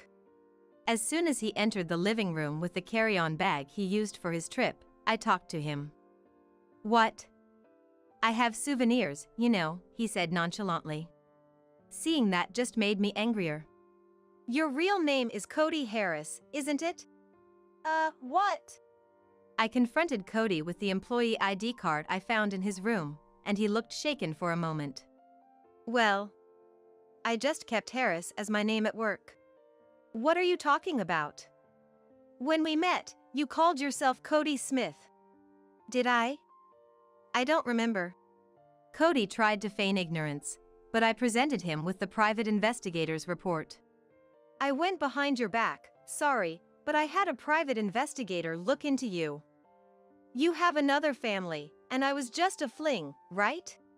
He seemed taken aback by the evidence, but quickly tried to regain composure with a smile. It wasn't just a fling. I take everything seriously. Don't give me that. You clearly said you'd submit our marriage application. Did I say that? Then how come we're not married? Why is that? Cody kept making irresponsible words, trying to dodge my questioning. His careless attitude only made me more stressed. You were the one who said, it's okay if we don't have a wedding. I'm happy as is. That's different. This is a case of bigamy, a violation of the law. That's fine. Since I never submitted the marriage application with you, it's not bigamy. So my feelings don't matter at all. Finally, my anger exploded. I slammed the table, causing a glass to topple and water to spill onto the floor. Ah, you're so noisy. I didn't think you were such a troublesome woman. Cody picked up his carry-on bag again and opened the living room door. Then, I'm going home. Going home? Where to? To my real home, obviously. It seems like a hassle to stay with you now. I won't come here for a while. Cool off in the meantime. Leaving these words as if I was the villain, Cody left the house. Coward! Irresponsible man! I threw a tissue box, but the front door closed mercilessly, and Cody never came back after that. I won't let this go. Didn't he realize in these 3 years that I'm not a woman who would just let things slide? I decided to make Cody pay for this. The next day, I called Misty Harris, Cody's legal wife, whose number was in the investigator's report. A woman answered, and I could hear a boy's voice in the background. Hello, are you Misty Harris, Cody's wife? Yes, I am. My name is Rachel Thunderbolt. I've been, well acquainted with Cody. Unsure how to start, my words trailed off, and Misty sounded very puzzled. I briefly explained the situation and arranged to meet her in person soon. At a coffee shop, as soon as we met, Misty glared at me with disdain. You have the nerve to show up after messing with someone else's husband. Wait, please. I'm a victim too. I showed her the investigator's report and explained everything in detail. I still can't believe I was the other woman. Cody doing such a thing. Unforgivable. Misty believed me after seeing the evidence and was visibly furious. I understand the situation now. Not only did he play with your feelings, Rachel, but he's also been deceiving me all this time. So, I want to punish Cody, and I need your help. All right, I'll help you. And so, we conspired together to plan our revenge on Cody. The day of reckoning came. On his day off, Cody was relaxing in front of the TV at Misty's house. Their elementary school-aged child was out with friends, so seizing the moment, I stormed into the house. Your other wife has graciously come to visit, Misty announced, leading me to the living room. Cody, who had been lounging, sprang up in shock at the sight of me. Jeez! Rachel! Long time no see, Cody. What? Why? How? Cody, in confusion, pointed alternately between us. What's this? When did you two meet? Misty and I have become very close friends. Huh. At that moment, the doorbell rang, and Misty's parents, along with Cody's, arrived, looking furious. Cody, who was lounging around in sweatpants, straightened up quickly. What? What brings everyone here together? He was completely intimidated by their devilish expressions. Rachel, did you set this up? I got Misty's help too. So, Cody, you have no allies here. By yesterday, Misty had already told her parents that Cody was cheating. I had managed to get the contact details of Cody's parents, who were actually alive, and sent them a registered letter with the investigator's report and a summary of everything that had happened. And I called them here for Cody's punishment. What are you doing? What's your aim with all this? First, you have something you need to do, right? You know what it is? You want money? No! You should start with an apology. Pressed by my stern words, Cody looked pleadingly at Misty, who just stared back expressionlessly. We'll demand compensation after you've done what you should. Right, Cody! Misty and I towered over Cody, who had squatted down in exhaustion. Both Misty's and Cody's parents surrounded him with stern looks. Wait, if you two are getting along so well, there's no need to fight, right? Why not keep things as they are, maintain both families? Even in this situation, Cody tried to escape responsibility. He was just alpha an irresponsible person. I like both of you. I wanted to maintain good relationships, something like that. His shameless attitude was almost refreshing in its thoroughness. But both sets of parents berated him fiercely. Are you joking? Don't you feel sorry for Misty and Rachel? Shouts and tearful voices filled the air, and Cody shrank back, letting out a pathetic whimper. I took a deep breath and spoke calmly. I understand exactly what you want. You do? So we can keep things this way, right? No way! I'm utterly disappointed. I'm breaking up with you. And I'll be expecting compensation, so make sure you're prepared. What? No. As I declared my decision to part ways, Misty followed suit. I'm divorcing you too. Expect to pay compensation and child support. I don't ever want to see your face again. Get out. Cody looked up at me, his eyes tearing, and tried to plead. Before I say, don't think of coming back to my place. I won't let you in. I'll apologize properly.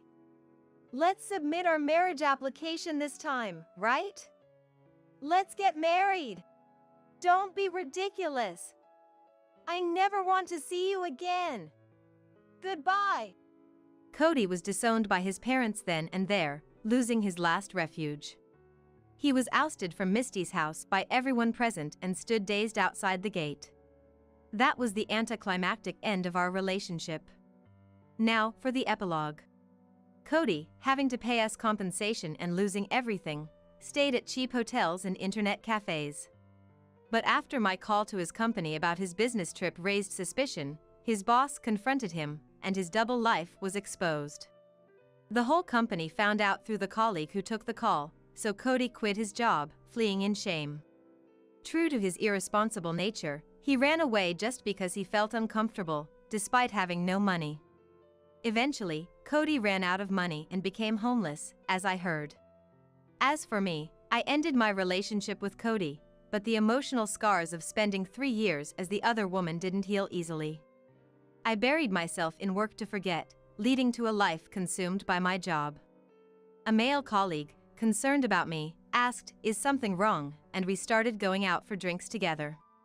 While venting over drinks, I found myself crying, but he just silently supported me. Having lost trust in people, I began to feel that maybe I could trust this man, and we started dating. I'm experiencing a modest happiness now.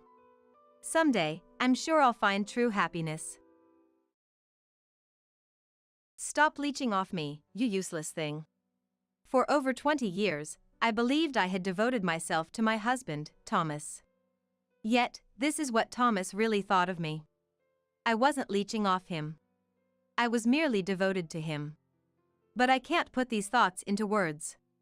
As my strength drains away, Thomas continues. Now that Richard is a working adult, you've got no reason to leech off me, right? But... Quiet. I don't want to hear your excuses. Thomas raises his voice. Oh, I can't do this anymore. My feelings will never reach him. At that moment, I hear something snap inside me. It's the sound of the thread of love that connected our hearts, breaking. At the same time, my feelings for him begin to fade. We were husband and wife until just now, but now he feels like a stranger. He had been using me from the start. He never loved me. Otherwise, he wouldn't blatantly cheat and try to kick me out. I don't care what happens to such a man. No, I must bring him down thoroughly. With my mind made up, I lift my face and stare intently at him. My name is Elizabeth. I'm a 50-year-old housewife, married to Thomas for 25 years. Our son Richard, born a few years into our marriage, graduated from college and started working this year. Now my childrearing days have come to an end, I can finally do what I want. That's what I'm thinking now. But there's one problem. It's my relationship with Thomas. He is neither a good husband nor a good father. In fact, it's hard to find anything good about him. He cheats, and he doesn't properly contribute to the household expenses. Please, at least bring in enough for the living expenses. Huh? Don't get cocky when you're living off me. That's always his response. Maybe it's hopeless. Should I consider divorce? Lately, I've been thinking about it more and more. But I can't easily bring myself to mention divorce. The truth is, his father, Joseph, who is currently hospitalized and in poor health, entrusted Thomas to my care. I have to be grateful to Joseph and bear it as long as I can. His words can't be ignored. But the desire to divorce is strong. Caught between these conflicting emotions, I find myself reminiscing about happier times before our marriage. The trigger for that past happiness was a misfortune that befell my father, David. My family runs a small eatery. My father was in charge of cooking, and my mother served the customers. Needless to say, the food was delicious. But my father was incredibly bad at business. His dream was to feed delicious food to the customers. As many people as possible. A noble idea, I think. But that was the only thing he focused on in running the eatery. So he doesn't really think about profitability. Profit didn't matter as long as the customers were satisfied. That was his way of doing business. Obviously, it wasn't profitable. Consequently, our family finances were always tight. Nevertheless, as a child, I was proud to see the satisfied customers. So I never interfered with my father's business. However, during my college years, a crisis struck. The company supplying ingredients to our eatery went bankrupt due to unforeseen circumstances. We've already paid this month's bill. If this continues, we might have to close our restaurant. Our situation was already difficult. There was no extra money to spare. Seeing my parents so upset made me anxious, but as a college student, there wasn't much I could do. And it was unlikely that the bankrupt company could refund. Our only option seemed to be closing our eatery. That's when a regular customer of the eatery said, "Closing this eatery? It's too good for that. What a waste. But the company supplying us has gone bankrupt, and now we're in debt. Then let me help you personally, and you can revive the eatery with that." The regular, truly lending the money immediately to my father. "You've saved us. We'll definitely repay you.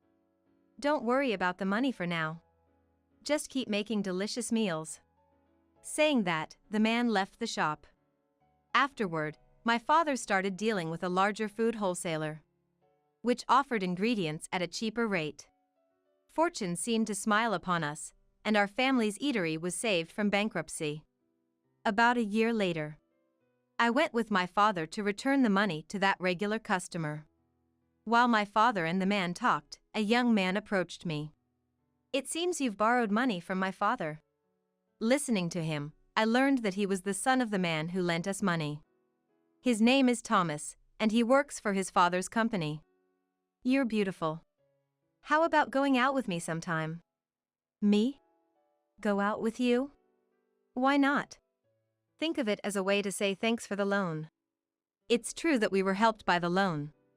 But my father had already properly thanked him. I don't feel obliged to go that far, but as I thought this, Thomas whispered to me, "The daughter of an eatery owner is ungrateful." I could spread that around, you know. But that's... I couldn't talk back.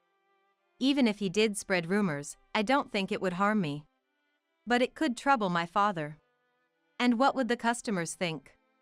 With these thoughts, I couldn't refuse his offer. I don't like it, but I'll tolerate it this once. With that thought, I went out with him. But it turned out to be more fun than I expected. He was interesting to talk to, and he knew lots of places to go. The restaurants he chose were all tastefully picked. Despite my initial bad impression, he might be a good person after all. Maybe it was wrong to think that way.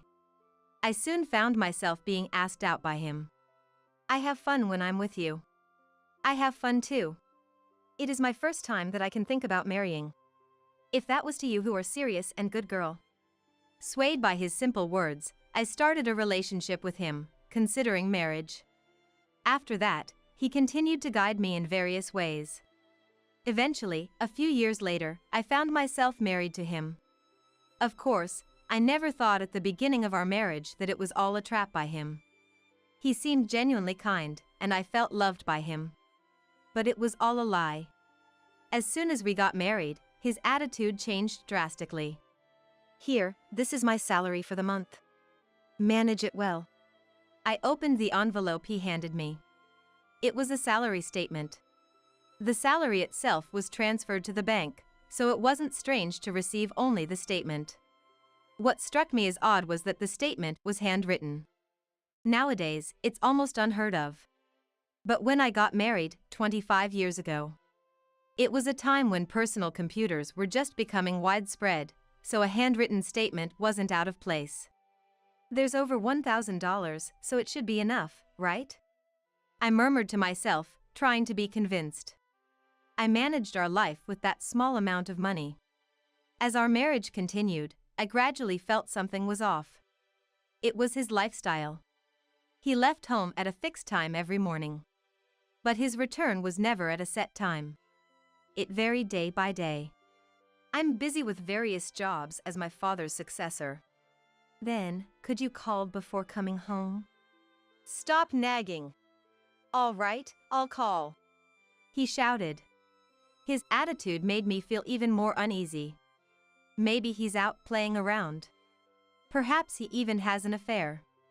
I had these thoughts, but I was too scared of his shouting to confront him.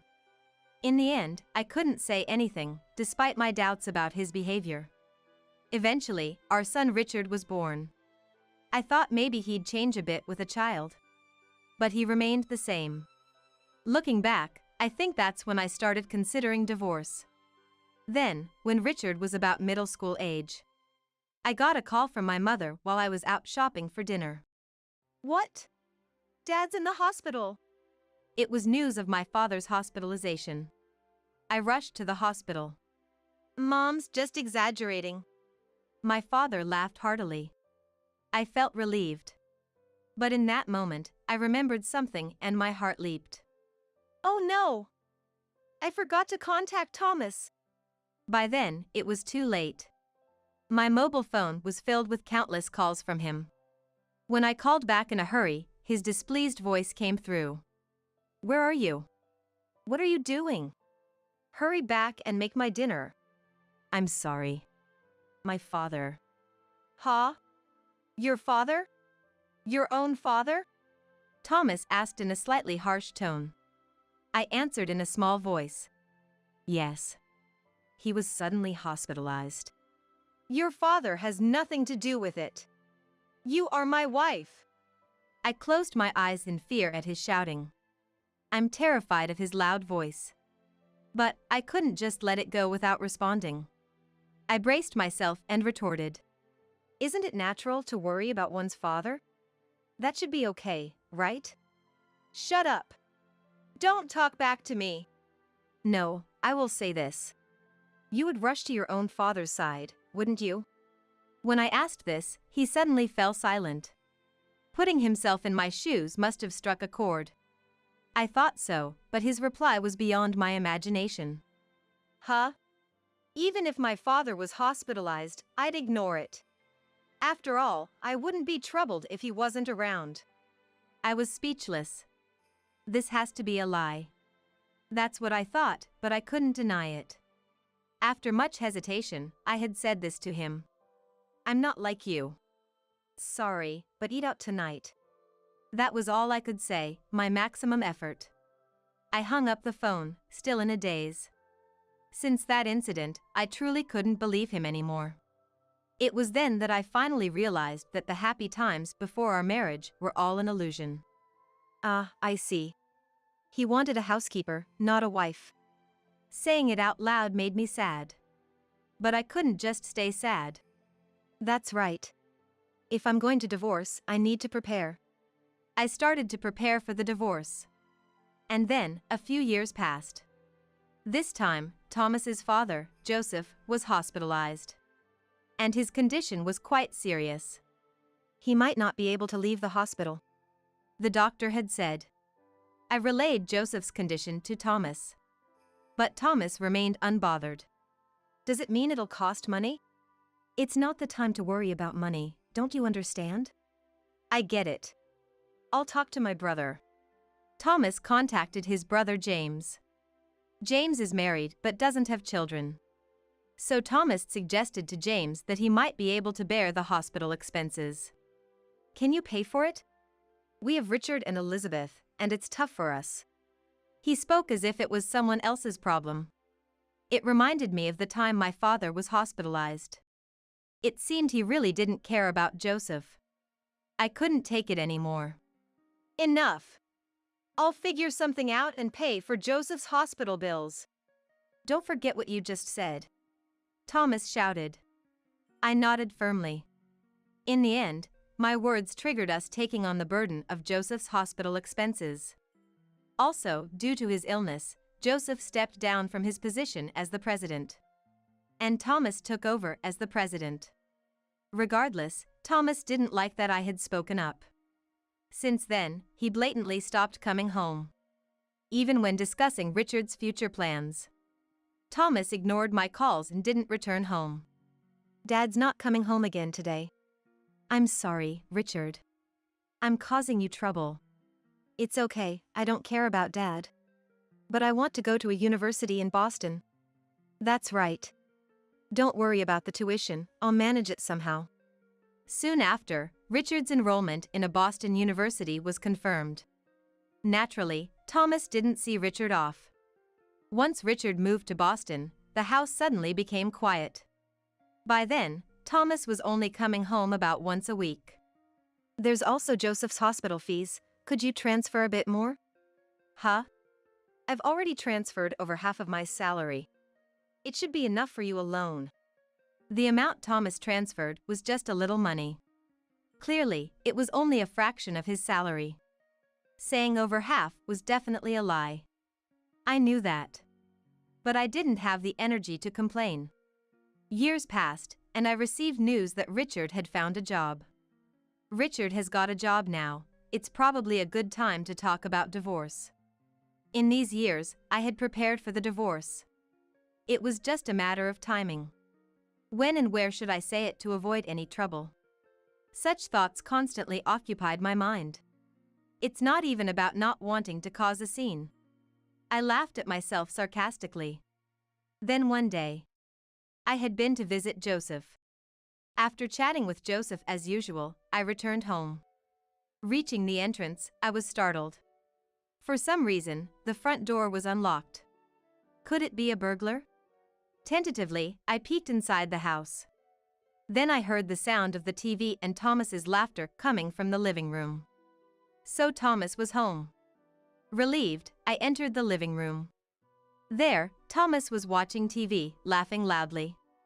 You were home. Yeah, I thought I'd tidy up the house a bit.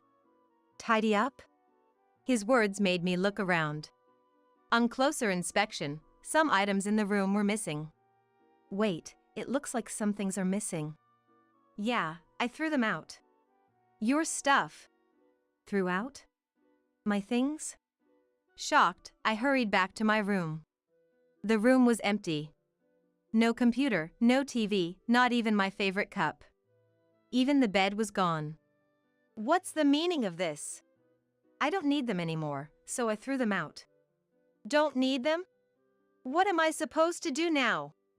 I shouted, and Thomas frowned. Then he looked away and sighed. I guess. I'm tired of supporting you. What are you saying? I'm your wife. I retorted, and Thomas seemed irritated.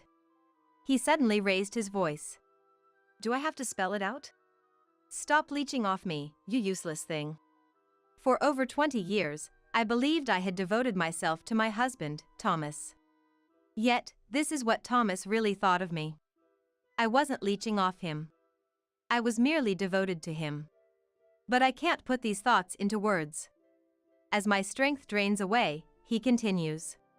Now that Richard is a working adult, you've got no reason to leech off me, right? But... quiet. I don't want to hear your excuses. He raises his voice.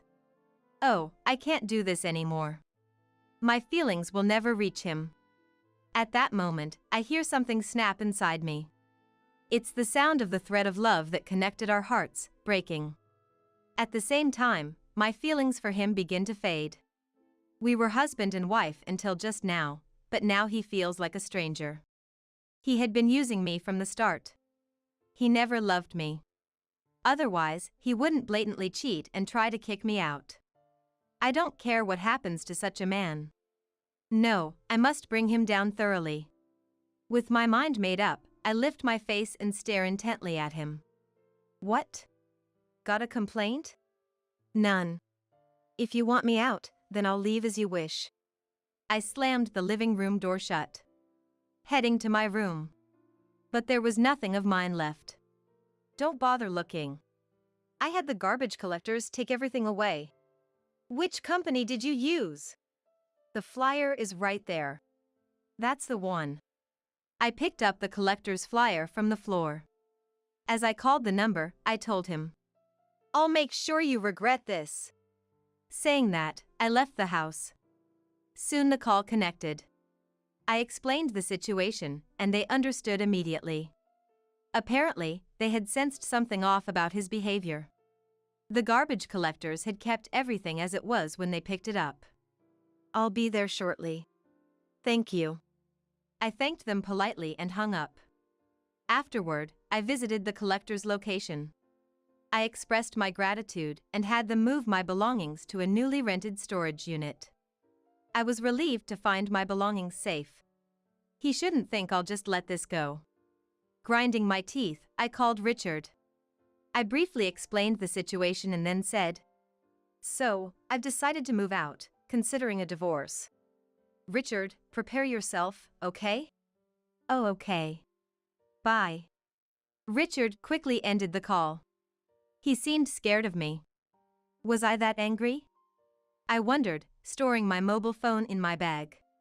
Then I headed to a nearby business hotel. Actually, I had already decided where to move. The reason was simple. I was planning to discuss divorce with Thomas soon. Divorce and then move there. That was my plan for starting a new life. Well, it's just a bit earlier than planned. Honestly, I wasn't in trouble. It was just moving things forward by about 2 weeks. 2 weeks in a hotel. What a waste. Can't be helped. But as a housewife, I couldn't help but think it wasteful. Maybe I should bill him for this hotel stay? Well, whatever it is, brace yourself, Thomas. I muttered and then started working on my post-divorce plans. About 10 days into my stay at the business hotel, Thomas called me during lunch. As soon as I answered, Thomas raised his voice. You took my money. What are you talking about? Don't play dumb. It's about Dad's hospital bills. The hospital just called asking for payment. Oh, that's what he's talking about. I sighed as I replied. You should be the one paying, shouldn't you? I'm no longer related to this, having been kicked out. You've been receiving living expenses from me. It should have been paid from there. Yes, that's true. But isn't the debit card for that bank account with you now? I retorted calmly. However, I knew there was no money in that bank account. That's why I couldn't stop laughing. I have the debit card, but there's no money in it. That's why I'm saying you took it. I didn't take anything. Don't lie. Who else could use it? Didn't he realize that he had transferred too little? I replied in disbelief. It was just too little money from the start. If there's no money for the hospital bills, why not use your own allowance? Allowance. He started to panic, visibly confused. It seemed he thought I was unaware. Since the beginning of our marriage, he had been giving me handwritten salary statements. It was to hide the fact that he was siphoning off a portion of his salary. In other words, the skimmed money was his allowance. I once asked Joseph about your salary. How much is Thomas earning? So, that's. He looked puzzled but told me. So, I knew about the skimmed money. As I told him, he fell silent. There was a long silence, making me wonder if the call had dropped. Then suddenly, he raised his voice. What's wrong with using the money I earned? It's your fault for using up the money I gave you. Okay. So? We're getting divorced. I'm going to demand compensation. You'll pay back the money you spent. At that, I sneered. Perfect timing, I had evidence. Now Thomas couldn't escape the truth. I responded with a smile. Oh, thank you. I wanted to get divorced too. Come to my place for the divorce discussion. What? No, but. You want to divorce, right? I've prepared evidence of your affair and am waiting. Though I couldn't see him, his voice sounded strained. Evidence of an affair? What are you talking about? No use pretending. I have the evidence photos. Evidence photos? I could almost see him getting pale. Suppressing my laughter, I continued. Then, I'll give you the address. Let's meet next Sunday to discuss in detail. I gave him the address of a certain location and quickly ended the call. I had successfully set up the divorce confrontation. Now, if only I could make him apologize. Honestly, that would be the trickiest part. I steeled myself for the upcoming meeting. On the promised Sunday. I was already at the meeting place before the scheduled time. I wondered when he would arrive. Looking around, I spotted Thomas in the corner of my eye. Over here! I waved and called out. He looked up, surprised. Here? Yes. Didn't I give you the address? But, this place, whose mansion is it? Thomas looked behind me. There stood a mansion worth about $1 million. Much larger than a normal house, with a garden. A 3-story building with a basement and a theater room. Luxury cars parked in the built-in garage. Pointing at the mansion, I said with a smile. This is my house. It's newly built, so it's beautiful, right? Your house? Yes. I thought I'd live here after the divorce, so I started building it a while ago. Yes, the place I had called him to was my newly built house. Thomas, thinking of me as just a housewife, was understandably shocked. Pushing him from the back, I led him into the house. I guided him to the living room. Let's start our discussion. This is my lawyer. I introduced my waiting lawyer. But Thomas was too distracted. Restless, his gaze never settled. He kept looking around, not even trying to see the evidence photos of his affair on the table. Also, he didn't respond when spoken to. Frankly, the discussion was unproductive. Eventually, he asked in a quiet mutter. How did you afford this house? While thinking, is that what you're curious about? I answered. I just bought it, normally. Liar. A housewife can't afford to buy a house. It's said that to buy a $1 million house, one needs an income of around $150,000 per year. But I have that kind of income. So, I answered calmly. I earn that much. Do you have a problem with that? No, but how? I started helping out at a friend's company, and before I knew it, things turned out like this. The story goes back a few years. When I decided to divorce during my father's hospitalization turmoil, I started preparing for it. The first thing I did was look for a job. I wouldn't be able to live without a job after the divorce. So, I searched for a job to sustain myself. But good jobs aren't easy to find. That's when I consulted my close friend Linda. Why don't you help me out with my work? What kind of work do you do? Aquaculture on land. Land-based aquaculture involves artificially creating facilities like pools for farming. There are downsides, of course, but it prevents ocean pollution. It's an eco-friendly type of farming. Linda's father started it, and now Linda had taken over. So, you had been working there? Thomas asked tentatively. After I started helping, the business began to thrive. I was mainly involved in negotiations and administrative work.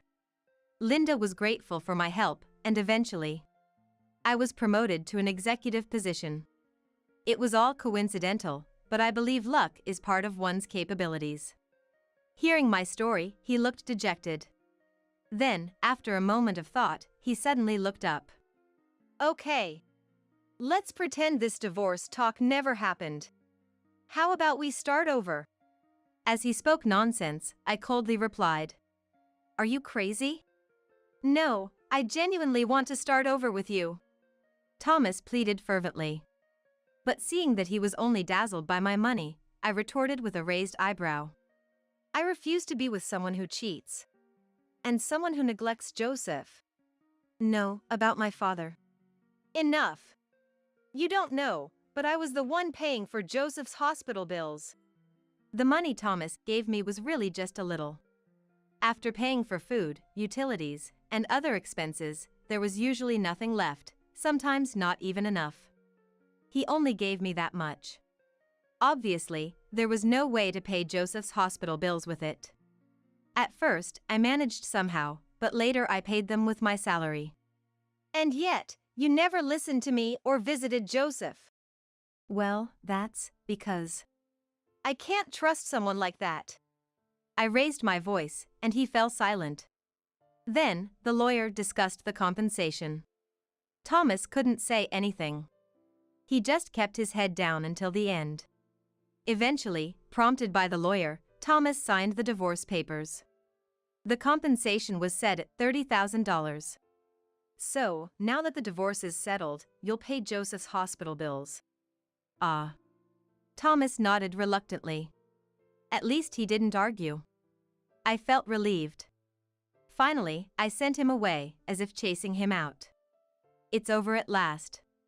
The only regret was that he never apologized. But I had one last card to play. If I played it, he would apologize. Thinking that, a smile crept onto my face. A few days later, after leaving the company, someone called out to me from behind. Hey, Elizabeth! Turning around, I saw Thomas standing there. Don't address me so familiarly. We're divorced. Shut up! What did you do? He looked at me with an angry, red face. His reaction told me everything. Ah, he must have heard that news at the company. I smiled and responded. What do you think I did? Don't joke around. Tell me how you got me fired. He stomped his foot. His frustration amused me, and a smile escaped. Isn't it your own fault? Getting punished for having an affair with the office clerk? His affair partner was a clerk at his company. Apparently, he did whatever he wanted because he was the president. After deciding to divorce, I reported the matter to Joseph. While Joseph regretted our divorce, he was furious about Thomas's actions. When I showed him the affair evidence photos, Joseph became even more angry. Then he said to me, I want to transfer all my company shares to you. To me? What about Thomas's brother? No, to you. Use them to dethrone Thomas from his position as president. That was Joseph's plan. His company is a corporation. For a president or any executive appointment, a shareholders' meeting resolution is necessary. Of course, it can also be decided by a board of directors resolution. However, Joseph's company isn't very large. He holds most of the issued shares. This means that as a shareholder, he could make decisions alone. But it's common for small company presidents to hold the majority of shares. If I inherited all of Joseph's shares, I could exercise the voting rights alone. Nevertheless, Thomas's dismissal wasn't my decision. I informed James about acquiring the shares, and only reported Thomas's affair. The rest was up to James' judgment. James was considerate. James, huh? Why would he do whatever you say? It's not about following my orders. It's about doing what's best for the company. As I said this, Thomas collapsed on the spot. Then, he began to mutter apologies. I was wrong. I'm sorry, please forgive me. I won't. If things stay this way, I'll have no job and be left destitute. That's not my concern. It's all his responsibility. I won't forgive you even if you apologize. Please! Forgive me! I'm begging you! He apologized profoundly right there. I turned my back. Sorry, but there's nothing I can do. Why not? If you own the shares. I sold them to James and his wife. I don't want anything to do with you anymore. At that moment, I heard his sobbing. Of course, I pretended not to hear and walked away. After his dismissal as president, Thomas had to leave the company. He might have stayed if he had been an employee or a working director. But Thomas was arrogant, having joined the company through Joseph's referral. I refused to be an employee. He even said that. So, when he was dismissed, he was kicked out immediately. Now he's working a part-time job at a grocery store, but re-employment at his age is difficult. He's likely to spend his old age in regret and without money. As for me, being divorced allowed me to focus more on my work. There's no talk of remarriage, but I have a few male colleagues. Spring might come again for me. I was thinking about this when Richard called. I'll bring my girlfriend over sometime. That's great. I'm looking forward to it. I failed in marriage, but I don't want Richard to. But I'm sure he'll be fine. Richard is much more sensible than me. I want a divorce. Fine, but I'm not paying any alimony in a divorce trial, you know? You don't work, so you must not have any money. Are you okay with that? More than money, protecting my own happiness is much more important. I don't want to stay in this house, nor do I want to live with this man. I'll definitely divorce and make you regret it. My name is Carolina. I was born and raised in the countryside, 58 years old, and picking mountain vegetables becomes my hobby when the weather gets warm. I love the peaceful countryside air, but there was a time in my life when I resented being from the countryside. Back then, I was in my 20s. After graduating high school, I got a job at a local department store, a position only offered to top students. I believe I lived a more glamorous life than others my age. Then one day, my boss said, "A VIP customer is coming." And I was assigned to assist a certain individual. That was my husband, Louis. Louis's family had produced a member of parliament, and even though Louis's direct family wasn't in politics, they were a well-known local business family. As the eldest son, Louis was set to inherit the family business and had significant influence locally. However, in the larger scope, their business was just one of many competitors. In the city, they would probably be overshadowed. Yet, in our area, Louis was something like a local king. But it was this assignment in the store that led to Louis taking a fancy to me. People around me said things like, "Marrying a rich man, you're so lucky, your future is secure." But I wasn't happy at all. Louis's family, the Warners, had a lot of bad rumors because of their influence locally. Arrogant, quick to fire employees they didn't like, secretly dating several pretty female employees. How much of it was true, I, a recent high school graduate, couldn't tell.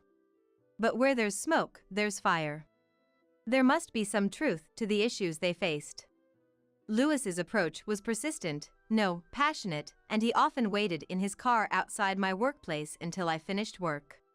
He gave me bouquets, treated me to dinners at fancy restaurants, various ways of showing his affection. However, as I talked more with Louis, I started to think. Despite all the rumors about his family, maybe he's a serious and good person? So, I started dating him, and eventually, we got married. Right after our marriage, my in-laws gifted us a house. They said it was a wedding present. I was used to more modest wedding gifts, so it surprised me. Louis accepted it as if it were normal. I realized then that we lived in different worlds. I never imagined that this house would turn out to be akin to a devil's dwelling. After moving in with Louis, his mother, Catherine, started visiting our home frequently. Mostly without a specific reason, I just had to listen to her complaints about my father-in-law, Hector, all day. Apparently, Catherine had many issues with Hector. He doesn't pay attention to her, isn't grateful, even the argument they had 10 years ago. There's no end to Catherine's unpleasant stories.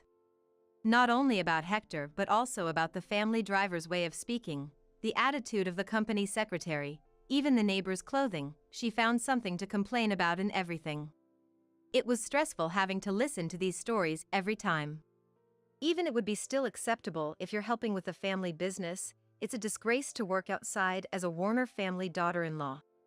As she said so, I had quit my job at the department store after getting married, so I had no way to avoid her frequent visits. Initially, she visited mostly on weekdays when Louis was away, but gradually she started coming over on weekends too. That probably wasn't good. Even though we were newlyweds, Louis began spending more time away from home. Catherine doted on him. Regarding our marriage, she had said, "I wouldn't have allowed it if she wasn't a woman I approved of." And there were quite strict conditions for a marriage partner. I wasn't highly educated, from a good family, or skilled in household chores as she wanted, but my ordinary face and knowing my place were preferred.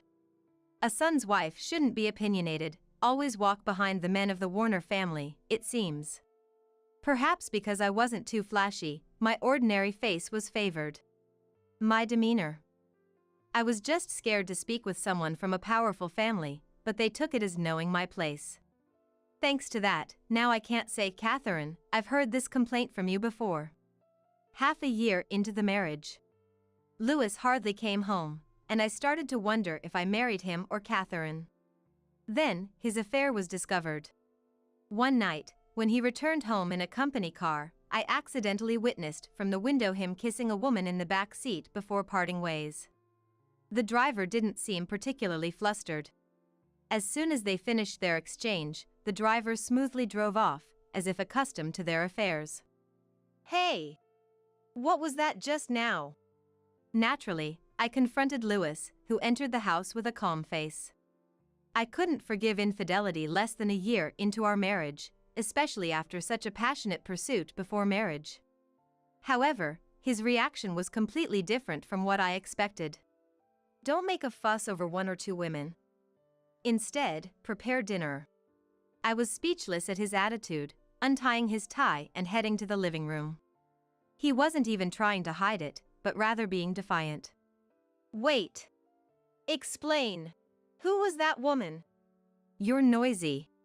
"She's a woman from the company." "A new employee, I'm just looking after her." "You're a high-ranking official. You're not in a position to look after new employees. What kind of care are you providing?" "Enough, I'm tired." "Be quiet." With that, he forcefully shook off my hand. I was pushed hard on the shoulder and fell to the floor. Calm down." "I'm displeased, I'm taking a shower." Leaving me with a cold gaze, he really went to take a shower. The sound of the shower echoing in the room felt emptily surreal, and I deeply regretted marrying such a person. The next day, Catherine, as usual, came to our house and spoke to me in a clearly bad mood. "Carolina, sit down there." "What?" Confused, I was forcibly pushed to the floor by the secretary who entered the room with her. "What is this about?" "You yelled at Louis yesterday, who was tired from work, didn't you?" "Is that what a wife does?" "How do you know that?" "But that's because I saw him kissing a woman in front of the house. It's natural to ask what that was about." "I was told by him to warn you." "Honestly." As a Warner family woman, you should turn a blind eye to one or two outside women. Are you saying I should tolerate infidelity and pretend not to see it? Great men in the past had many women. That's what it means to have power. I can't accept this. This family is really strange. That's it. I'm divorcing Louis. Saying it out loud made me tear up for the first time. Despite everything, I did love Louis. I never imagined choosing to leave him in such a manner on our wedding day, but there's no way I'll allow that.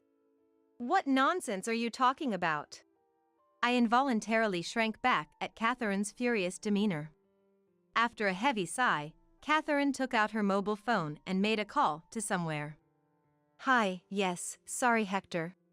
Could you come home for a moment? Is it okay now? Yes, understood. As soon as she hung up the phone, she glared at me and said, "We're going to our house." Despite my resistance, I was forcibly dragged by the secretary, put in a car, and taken to my in-laws' house. Or more precisely, to the barn of my in-laws' house.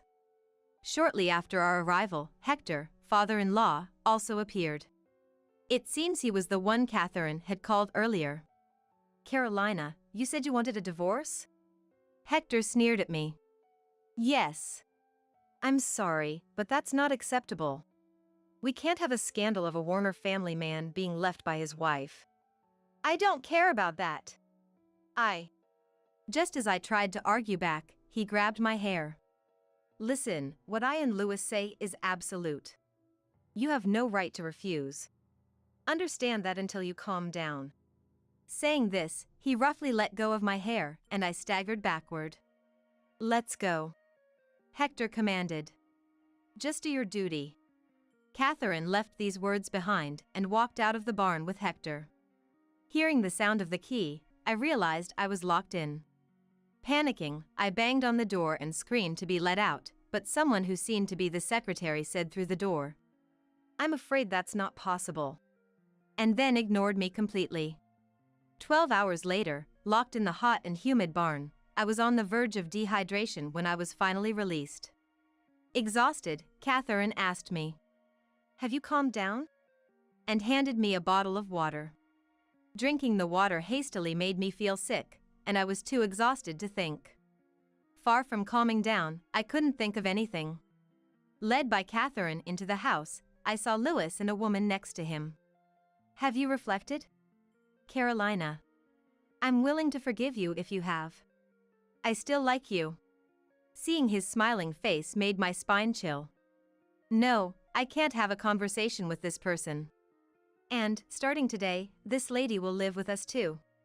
This is Lisa. Get along." Looking at the woman, I vaguely remembered the scene. This woman was the one he was kissing. "What are you thinking? Why do I have to live with your affair partner?" Hey, are you saying you have a problem with that? Of course I do. This is weird, this house is wrong, not just you, Catherine and Hector too, everyone. The atmosphere in the room froze with my words.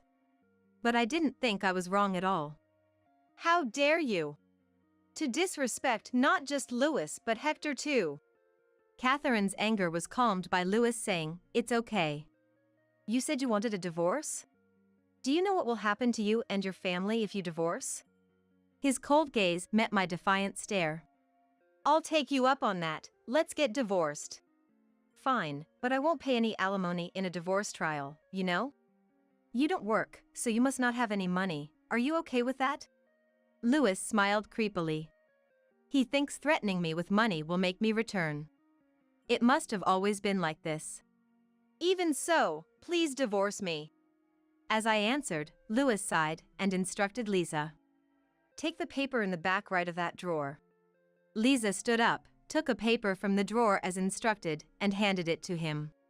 Here. Dad said to threaten women with this when necessary. My part is already filled out. Use it as you like. The paper handed to me was a signed divorce application, just as he said. Good, I'll proceed with this immediately and cut ties with this house. If you regret it, it's not my problem. He said, to which I replied firmly. I won't regret it, I'm sure. Dragging my weakened body, I headed to the courthouse. Wait. With such a dirty look, even if you're pretending to be someone else, if a woman from the Warner family is seen walking outside at night, it'll be a shame, so use our car. I'll provide a driver for you. Hector's words made me visibly frown. Are they planning to lock me in the car and take me somewhere? Then, at that moment, the secretary, Casey, I'll do it, raised her hand to volunteer. She had been accompanying me on shopping trips ever since I got married. He then ordered Casey. Then you go. Trusting Casey, I got into the car and submitted the divorce papers.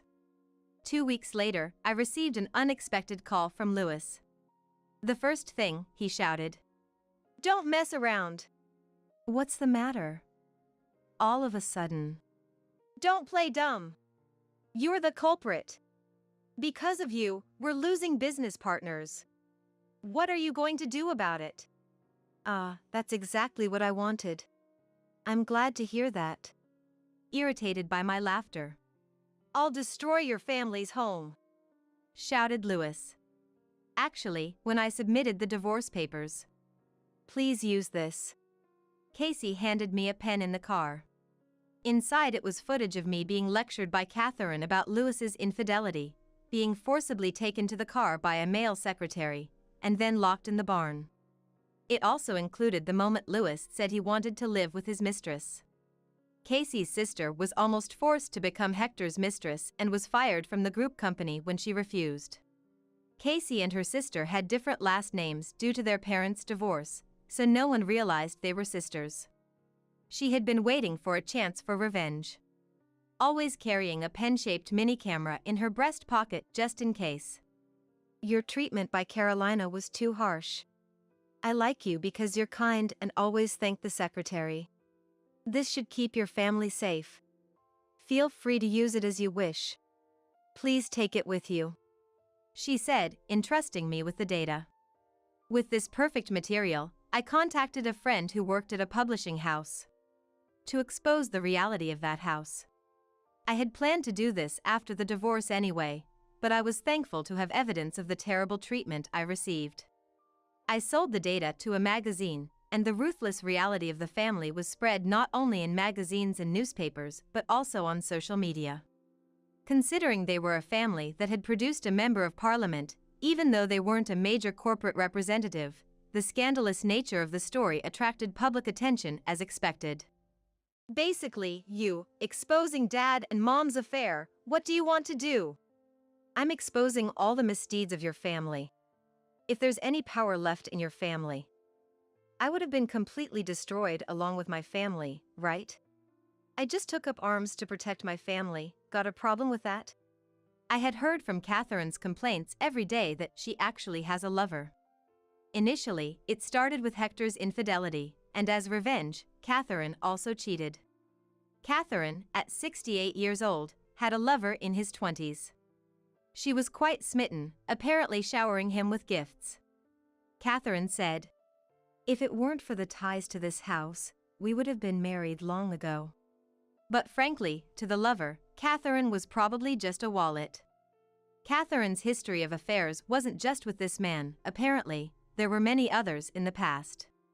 While she claimed it was revenge against Hector, Catherine seemed to enjoy it just as much. It was mutual. Because of you, Dad is even saying he'll divorce Mom. It's your fault. I thought Warner family members weren't allowed to divorce. If your dad can't endure it anymore and easily changes his opinion, that's pretty small-minded. Shut up. The person who caused this shouldn't be acting so high and mighty. The cause, don't make me laugh.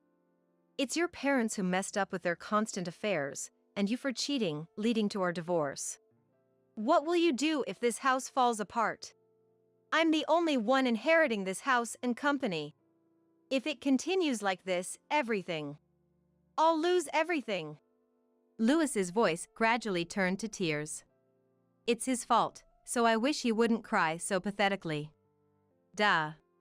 If you care so much about your family and company, why not just pull yourself together and rebuild them if they collapse? Don't you have any thoughts of starting over? It's unattractive to be unable to do anything unless you're at an advantage from the start. Shut up. A commoner like you couldn't possibly understand what it feels like for me, who has been burdened with the expectations of being an heir since childhood, to have my promised future taken away. Do you really think you were the only one expected to be an heir? Of course. Well, yes, you're the only decent son. What do you mean? I'm an only child, you know that. No, you have an older half-brother with a different father. What? Don't lie. What are you talking about? After our divorce, I hired a private detective who was an acquaintance of my parents. Your family is so well known that I didn't even need a detective to find all sorts of information. An older brother for me? Don't joke. I've never heard such a thing. As he was infuriated, I patiently explained to him about the existence of his brother. But it's true. Your family's former housekeeper, Joanne, you know her, right? Hector had a child with her. He was speechless at my words. Joanne, she. He was clearly interested in the familiar name I mentioned over the phone. Well, he never acknowledged the child legally because my legal wife doesn't have children yet. Catherine, who was newly married at the time, was very against it. Catherine had you, but Hector preferred Joanne's child, whom he had first. He even told people he wanted that child to inherit the family business. Eventually, that didn't happen, and reluctantly you were born as the heir. Your family is like a drama, really. At this point, Louis whispered, "That can't be true," in a small voice. But unlike before, his tone conveyed that he didn't think my story was false. Now, here's the question. Huh? Louis reacted with an obviously displeased voice when I suddenly started joking. Who really carries the blood of the Warner family? What do you mean? You are the child of Catherine's affair. What? When she found out about Joanne's pregnancy, she got back at Hector by getting pregnant with a man who was a driver at the time. That child was you. That's impossible. It's true, Hector didn't notice, but my investigation found people who knew about Catherine and your real father at the time. No. That's a lie. I'm the only heir to this house. Otherwise, what was all my effort for? Louis wailed like a child throwing a tantrum. That's why the real heir is Joanne's child. Not a drop of Hector's blood in you. If you doubt it, do a DNA test yourself. Well, it will be interesting to see what you, a stranger by blood, will do with that irredeemable house from now on. Good luck, bye-bye. I couldn't hide my smile as I cheerfully said goodbye to him and hung up the phone. Louis must have been shocked, he stayed silent. Then, my leak sparked other magazines to talk about Louis's family scandal. It was revealed that Louis was not of the Warner blood, Hector's tax evasion, and Catherine's verbal abuse to the driver. My plan worked faster than I thought. Louis's family fell into decline, closing all their businesses. Locally known as the No Good Family, they fled the town and dispersed, now living modestly. While the relatives live modestly, Louis struggles to find a job due to his widespread exposure in magazines. He tried to command his former subordinates to find him work, but no one listens to a powerless Louis. His actions ended up in magazines, leaving him unemployed. Hector and Catherine divorced, entangled in disputes over alimony from the divorce. It was an ugly family till the end. As for me, I asked to be rehired at the department store where I worked before marriage. After that, I focused on my career, advancing smoothly. When I reached a certain age, I attended a middle school reunion and met a classmate attending for the first time in his 40s. He was not good at socializing and a man of few words. But his unpretentiousness was exactly what I found appealing and trustworthy. Thanks to that, my second marriage is going very well. The first marriage was full of struggles, but because of that, I learned to be discerning. Being single for a while allowed me to meet my current husband.